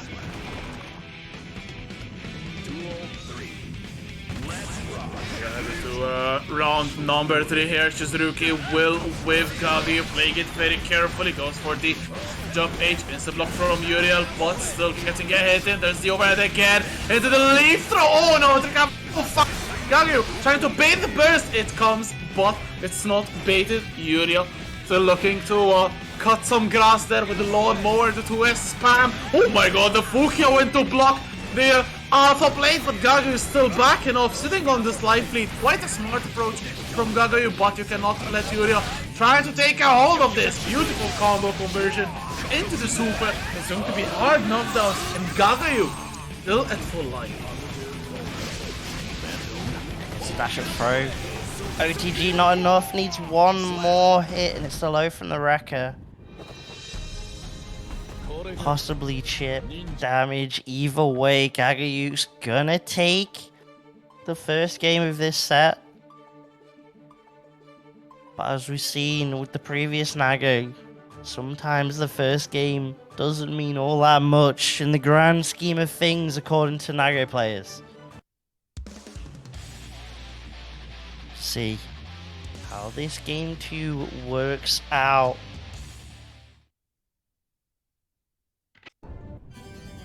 Starting things off, opening gambit time.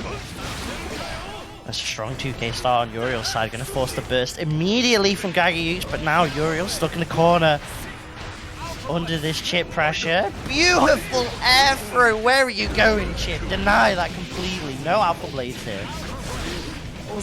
That was just 4 hits. Okay, 6, 7 hits. And the Chipp life bar just exploded. Uriel Legion looking to immediately bring the score back up, level the back to the squad with the Beyblade, but that blood meter is going to be sky high. Oh, it's the block here from Gagayoux, IBFD even, and Gagayoux catching Uriel on that 2S, going with the jump H, the trade favoring Uriel. However, Gagayoux backing off, 6P, PRC cannot really confirm to it, the burst come out. Uriel Legion is going to pop. This could be the moment that Gagayoux wanted. Oh my god. Oh no, the first bait as well. What an RC by Gagayoux. That was ridiculous. Oh. Uriel had that round in the bag, but the blood pop. And the burst baited, and just like that, Uriel now stuck in the corner, no burst. Has to hold all this mix. Cross up as well, another cross up. Uriel caught in the sea of Chipp pressure here, sends up the clone 6k. The left right weren't enough. The high low is coming. Good block on the high, but the second one gets Uriel in the air. The low to take it, and Gagayoux from a very ugly position. Gagayoux from a very ugly position manages to take 2 strong rounds and make it 2-0. Then Gagayoux so on point. It's almost leaving you just sort of speechless the way Gagayoux is starting to just disassemble Uriel's defense right now. Just the absolute rush down. It's just way too much for Uriel to deal with right now, and you just wonder if maybe off that round with the blood pop, if it goes any other way, maybe Uriel could have closed that game out, maybe closed that round out at the very least. But now Gagayoux has Uriel in the pressure in the corner. However, Uriel gonna jump out, blood sucking universe, and now it's time. Close air gets another one. over at the wall, and that's going to be a quick answer back from Uriel. A long road ahead to make this reverse sweep happen, and that is the first step towards it. Absolutely, very, very important round with that very fast. Oh my god, throws the jump age there, and just like that, huge life lead for Uriel. But the left right from Gagayoux catches Uriel again. 2K into the pressure here.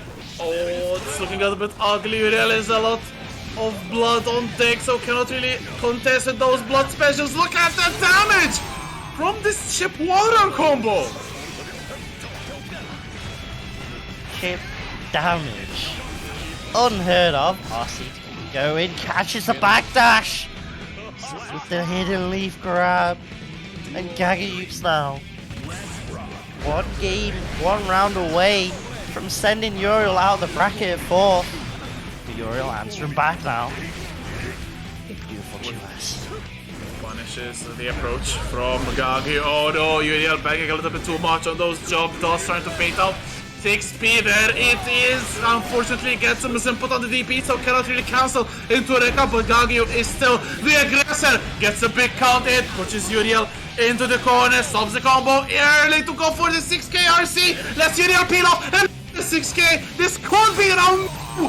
It's just not enough. Uriel meter and could be what Uriel needs. Full whiff, and the whiff punish from Gagayoux gets the round and the set.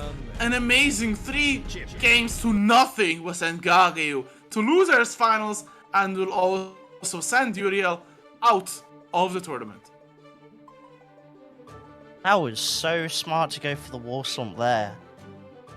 Gagayoux knowing there wasn't enough damage there post wall break. Didn't want to risk returning back to neutral against the Nagoriyuki. Going for the wall slump. It didn't actually work out because there was still a pixel left. And Setchi just going straight in there, tagging Uriel out. Going straight into losers finals. This is non-stop, not giving us a chance to even breathe right now, Rex. Non-stop action, as we love to see. And let's see how Gagayoux actually navigates the pressure from Setchi. If he comes back into Piercer, Gagayoux has to respect all of this offense. Oh, the leap though goes over Gagayoux as he's still stuck in the corner. Invite help PRC. The burst though from Gagayoux runs straight into the counter hit, and there's Eddie toying with them. Oh my goodness, this combo is going to kill. Optimization to Setchi. All aboard the Setchi station. Oh my god, damage. Just the beautiful combo coming out from the opposed there. And now Gaga's decided to go in between Azao and Eddie. Not the ideal place to be. Gonna get cleared there. Drill coming in. Time for the mix-up. 5D it is. Setchi's poison right there. Super. That Chipp is nothing but shark bait, and that is a perfect to kick things off for Setchi. Setchi absolutely livid at the outcome of winners finals, wants to earn a run back at the birthday boy, sitting pretty in grand finals on the winner's side as well. So a little bit of a mountain to climb here, but Setchi definitely not discouraged at all. If nothing, it will even fuel the Zato player even more to get back to challenge Jetstream. But there's a Chipp player got Gagayoux in the way, and I am 100% sure Gagayoux will try to make life as hard as possible for Setchi. Game number 2, can Gagayoux react to Zato here? Dashing into a 5H, not exactly the best start for Gagayoux. Now he's stuck in the corner, Sharknado. Backs off, maybe trying to avoid a Beta Blade or a burst. Either way, we're going to get the wall break positive bonus for Setchi. He's already sitting on 50 tension, uses it for the PRC to get in. And now it's Gaga's time, but tries to risk it all.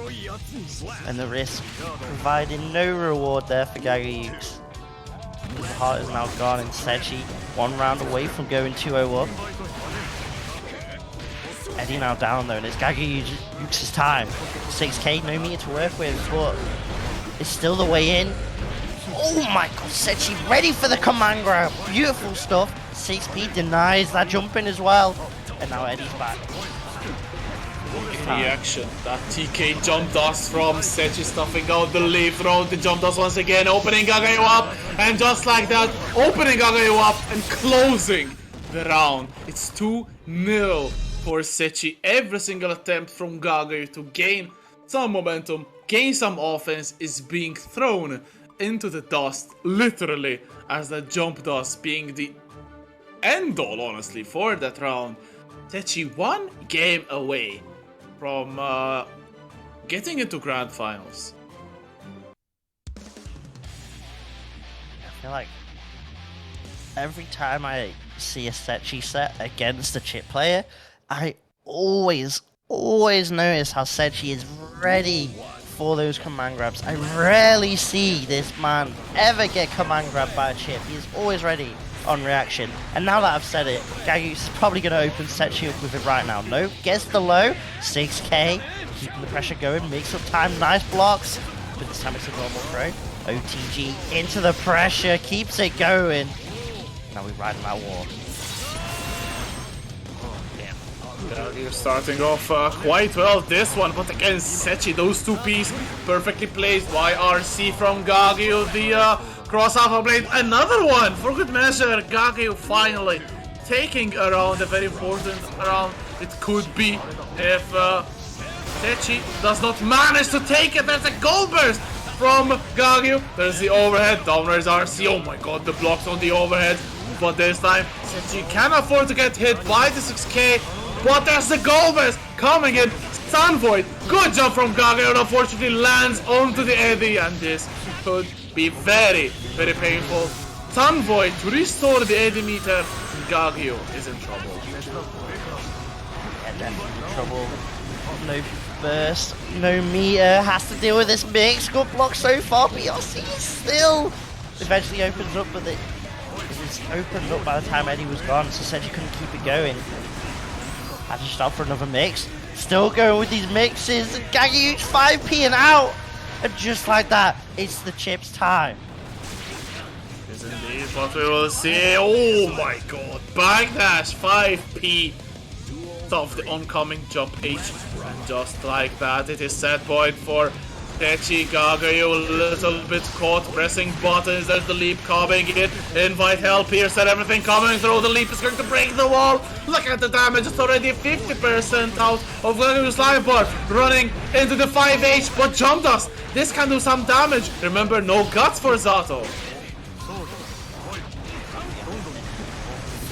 And, however, Setchi can at least fight back a little bit. YRC to take the turn. Gagayoux just backing off, trying to wait out Eddie. Setchi plays around that beautifully. Tries to find the air to air. Stalling out, gets the counter hit. It's not enough though. But the Chipp is Gagayoux just did not have the tension to do so.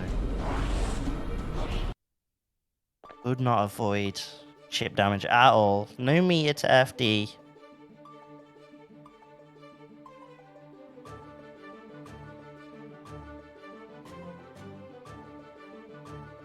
Just like that, Gagayoux out of the tournament in 3rd place. And we're just going to get a straight winners finals run back. Jetstream versus Setchi. We definitely are waiting for Jetstream to get into the lobby. Taking this small opportunity to remind you all, if you have not heard yet, next Saturday at 7 p.m. CEST, so it's going to be 6 p.m. British time, we at the EMEA Strive server are going to set up a fun little quiz night. It's going to be a Jeopardy themed quiz. It's going to be named even Jeopardies. Yes.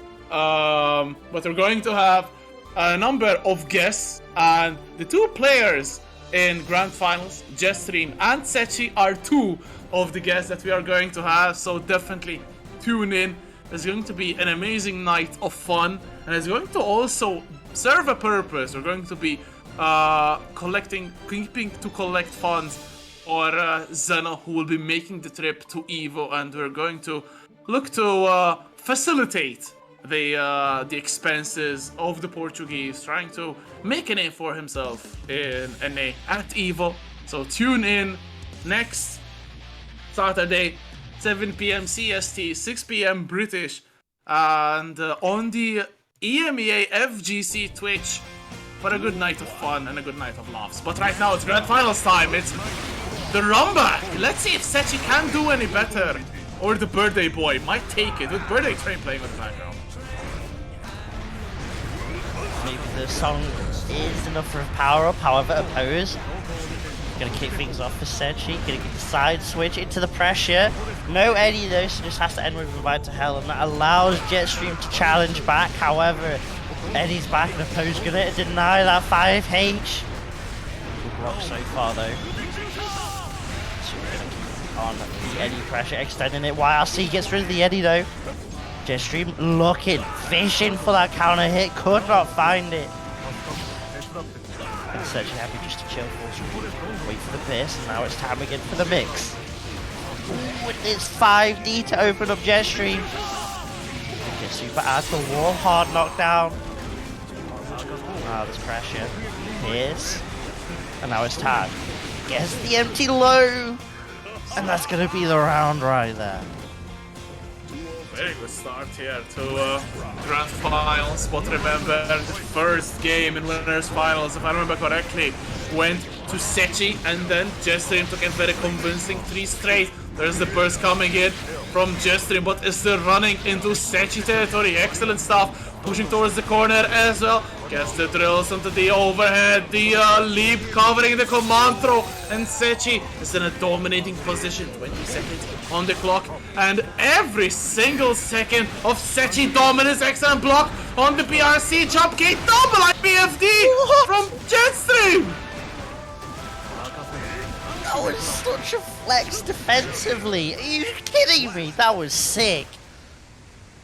It basically didn't matter in the end because that whole time Jetstream was on a pixel, but damn. That is nutty. However, like you said, Setchi did win the first game, and then I think Jetstream pretty much didn't lose a single round after that, if I'm not mistaken. Yep. 100%. So the question is that changing this time? Or does the birthday wish continue? We'll have to see if Setchi can change the script of winner finals here. Jetstream. Ooh, Shizuruki stuffed by the low from Setchi. Excellent round start. Probably a lapped one at that. O2S wave. Setchi cannot really get to with punish, but still gets a counter hit. And all of this pressure in the corner. 5D opening. Jetstream up. The burst will just hit Eddie. As Setchi will keep on trucking away at the HP bar. Very good position for the rush. Yeah, beautiful space in there to avoid the hit of the burst, and now the super pressure gonna extend. Gets the high and should get the heart as well. A perfect from Setchi right there. Definitely angry, definitely wants this round's reset. Gonna sandwich the Nagoriyuki in between the Zao and Eddie. Gets the hit as well. Kermit to the push. Jetstream to the corner. Gets the tornado as well. Has the meter for wall break here. Setchi gets the hit and does with the 5H, but it's not too much as the Eddie got slapped away. How does Jetstream get out of this pressure? No meter, no burst. Wow. Damn. Double perfects. That's honestly overwhelming from Setchi. Honestly, cannot really blame Jetstream for not being able to move out of there at all, holding down back and just dying in the process. So Jetstream now knows they have to be the one in command of the action at all times, because if Setchi can get a single finger in, it's going to be a little hard to stop them. Eddie is dead, however. This is a very strong opportunity for Jetstream to start dictating the pace, but just like that, Setchi once again cornering the beast. Setchi next game starts all over again. New game, same old Setchi game plan it seems. However, Jetstream at least get a couple of hits in. And now has Setchi stuck in the corner, fishing for the close S counter hit instead. Happily takes that 5D. Oh, what a 5P challenge there. Has the Eddie meter, and now it's time for the mix. Second overhead, gonna open up Jetstream. Counter hit RC to extend. Positive bonus, but this might give Jetstream a chance now that they're back in neutral. But Jetstream swinging for defenses. Setchi navigating a little bit, and then Whitehell was a little bit too far. The second one is blocked. Jetstream, the YRC gets the hit, and just like that, the drills catching Jetstream. And it is 5 rounds straight. A 6th one will mean a reset. Setchi forced to pop the burst immediately. Eddie is dead. The chance for Jetstream to do some gameplay, but the 2S and from below 2S. Naga has 1-2, and it's a very good one. But again, the 5P challenges the Fukyo forward, and Setchi once again doing some good damage. Jetstream is just not allowed to play right now. Once again, stuck in the corner. Definitely the tail of the tape right now. Counter hit gonna work out for Setchi. No Eddie to extend off the counter hit. We're still gonna get some pressure. Nice 6P. Setchi was ready for that option there. And everything that Jetstream is trying to do just isn't working out. Gonna close that out, and Setchi right now. Whew. Looking solid. Solid, honestly, is an understatement. That was 6 rounds straight from the Welshman, which means we are heading for a reset of Grand Finals. It is the last set of the day, for real. Yeah, we will see. Setchi definitely made some amazing improvements off of that winner's final set. Now Jetstream has to be very, very careful for this one. And also, if Setchi wins, we don't get to sing, so maybe an extra incentive to support Setchi. Who knows? Let's go Setchi. No bias. We in there. Setchi starting things off strong. No karaoke tonight, B. Let's go. Gets the Sharknado. Jetstream again, stuck in the corner. No tension, no burst. Fights out though. Oh, tried to jump block it. Still got clipped. And that gives Setchi a chance just to extend this pressure as well. Oh my god, the blocks from Jetstream, the overheads. Eddie is back. And there's a sandwich caught between a rock and a hard place. Slowly gets you dead. Setchi, 7th round in a row in this Grand Finals. If it, well, damn. Surely not. Surely not. Jetstream though. This has probably been a better start than we've seen so far. That's for sure. Has the life lead, slowly pushing Setchi back to the corner. Counter hit 2S. But look at that blood, it's so high. Slowly bringing it back down.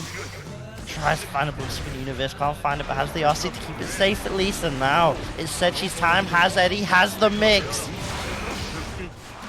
This works out finally for Jetstream. Nice pick up, but drops the confirm. That could have been it right there, and it gives Setchi a chance. But Jetstream still manages to claw it out, putting Setchi away with that 5K, a very important round win, ending the 7th streak for Setchi. Oh no, pressing a little bit of buttons out of nervousness, but there's the blood rage right in Setchi's dominion, and just like that, that blood is going to, or that HP, excuse me, is going to run really low. But the clone coming up, there's bar left to be spent, but oh, Jetstream does not go for the RC, goes instead for blood-sucking universe, and gets the first game of Grand Finals, the very important first game in the reset. Yeah, definitely needed it just to slow down Setchi's momentum right there. 7 rounds straight, finally denied. And is this the start of something? Maybe Jetstream just noticed the chat and realized, damn, I forgot I could get Rexu to sing. Realizing, decided to go all in. Gets the back throw to kick things off in this game 2 right now. You have to sing too. Oh, nice throw there from Jetstream. 6p, PRC forward. Setchi holding strong with his block button and then bursting on the offense. Excellent. Invite hell, the drills, the command throw waves, but you cannot punish that. Jumping a little bit around. Setchi summoning Eddie once again. Beyond summon into summon. Base Jetstream in. But just like that, it's once again into blocking into the command throw. Setchi evening the life round, evening the life. Yeah, now Jetstream stuck in the corner. Does have burst. BRC though. And I think Setchi maybe trying to bait it out then. Either way, it's going to be Jetstream now. Has Setchi stuck in the corner. Trying to find the air to air, just cannot get it. Gets a close flash anti-air. Firms into the 2H, takes that round. 1 round away from going 2-0 right now, but Setchi answering back pretty strongly. Pushes Jetstream towards the corner, however, counter hit 2S. He played as well to increase the troubles for the Welshman here. Good poking from Nagos, 6H, all of the Rekka, look at that risk, 1 touch will blow Setchi up. Oh, the goal pass after the jump in, Setchi getting caught by that 2S, there's the burst coming in at the worst time because it met the red RC Spark. Jetstream punishing it perfectly, and it is 2-0 for the Italian, looking to take the 3rd game. Yeah, that was an incredible turnaround there. It feels like Setchi wasted all of the energy on the reset, but then Jetstream just started to play really, really well. And just like that, Jetstream, 1 game away from winning this week's SaltyEU on his birthday, no less. Can Setchi blow out the candles for him, denying the cake? That's the question. We're going to see an early burst on Setchi's side. Good block on the 5D, but still gets clipped by the close S. Block on 6B, punish to S, Eddie is out, look at the blood, it's almost turning into the blood rage, but does not tip over for some reason.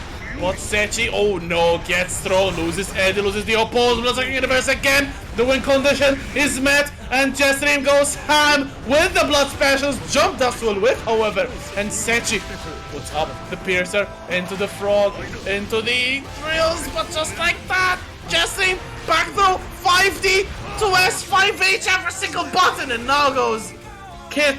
The Beyblade takes it, and it is set point for birthday point. Set point, tournament point, here we go. The air grab gonna chase down Jetstream though, Setchi still fighting back. However, Jetstream gonna let it rip, opening up the birthday gifts right now. Looking for the counter here, gets another one. Here we go, the pressure slowly mounting up, lets the wrecker rock. Gonna get the 6H at the wall, and Setchi 1 touch away from losing. 6B challenge, oh my goodness. Eddie pressure coming in, but Setchi has to be so careful. Any poke on Jetstream closes it out. Oh, there's the Rekka RC5D, and just like that, Setchi's main tool is used against them, and Jetstream gets a 3-0 in Grand Finals reset. Very, very good stuff. And Jetstream on the birthday gets to celebrate the the #1 spot in SaltyEU 44. Excellent grand final set. GG Setchi for the reset, but then something clicked in Jetstream's mind, in Jetstream's head, in Jetstream's controller. Yeah, very good performance. 3-0 in the reset and taking home the lion's share of the prize pool. You can probably buy a cake with that. I think you definitely could get a cake and maybe a little bit extra to that, but yeah. Just something after that reset just clicked in Jetstream's head, and Jetstream turned off the inhibitors on that point. Closing it out. Fantastic stuff to them. Shoutouts to Setchi though. Still getting second. A very solid showing from them as well. And I don't like that coming out from Isk. Okay, Isk just tagged us with the lyrics to Happy Birthday in Italian. Oh no. I don't know the rhythm. That's my OS right now. What's the rhythm to it? I don't know. It's like the same as normal Happy Birthday to you. Yeah. It goes Tanti auguriate. That's basically it. Oh, you were doing it right then. I thought you were gonna carry on. No way. You need to accompany me, man. I think we need Isk as well singing. I'll help you out. Yes. Don't worry about it. Yo, let's go. Let's go. Alright. You good? Yo, he drinking, he getting his I need lubricated. to get hydrated. I need to get ready. Are you good? 3, 2, 1. Tanti auguriate. Tanti auguriate. Tanti auguri Jetstream. Tanti auguriate. Rex, I didn't hear you sing then. There we go. I cannot accompany this. What the this? Oh my god. Oh my goodness. Rex to cringe, man. He's cringe. Shut up. Me, you didn't hear yourself, man. You did not hear yourself, Ace. It was perfect, flawless, and might I add, angelic. You'll be able to download that on Spotify in the coming week. Hey, I think my Windows broke. Let me fix the Windows. But yeah, that'll be us, Rexy. Where can they find you? Definitely not at the Opera House because I can't sing. But if you enjoyed the commentary, you can find me on my Twitter. It should be somewhere below. Let's do the OS. Let's do this here.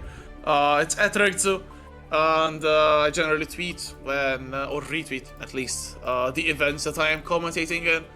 And yeah, that's basically all my social media presence. But how about you, Jonesy? Where can the lovely people in chat find you? I'll be soon on Spotify with my beautiful singing voice. You can find me there, but for real, they can find me on Twitter. You can see the link below my name, based_Jonesy. I'm not quite going to do the Rexy thing of showing off my guns right there. I saw what you were doing with the camera. It wasn't on purpose, I saw it. Nah, bro, nah. Definitely saw that. But yeah, and also make sure y'all are following the SaltyEU channel for the Strive content, for the Dragon Ball content, the DNF Duel content. What other content is there again? There's KOF as well. We've got the beginner tournaments on Thursdays. But yeah, I think that's it from us, guys. That's a lot of content. Yeah. That's a lot of content. All of it. One channel. Oh, Subscribe. yeah. Honestly, you know, if you're watching Salty every week and you're not following Jonesy and Rexu by now, I don't know what you're doing, man. That's something. It's deeply wrong. I mean, hey, if you heard us sing, I cannot blame you for not following us. That's true. Anyways, here's top 8 for today. We're not gonna talk about that singing anymore. You know, it's done. This is a chapter of our lives that it's over. Top 8 brought 2 Nagoriyukis. There we go. Of course, Jetstream on first. Setchi, Gagayoux, Eurolegion, MCA, Pinhead, SilverNT, and Snailtiger. So pretty stacked top 8.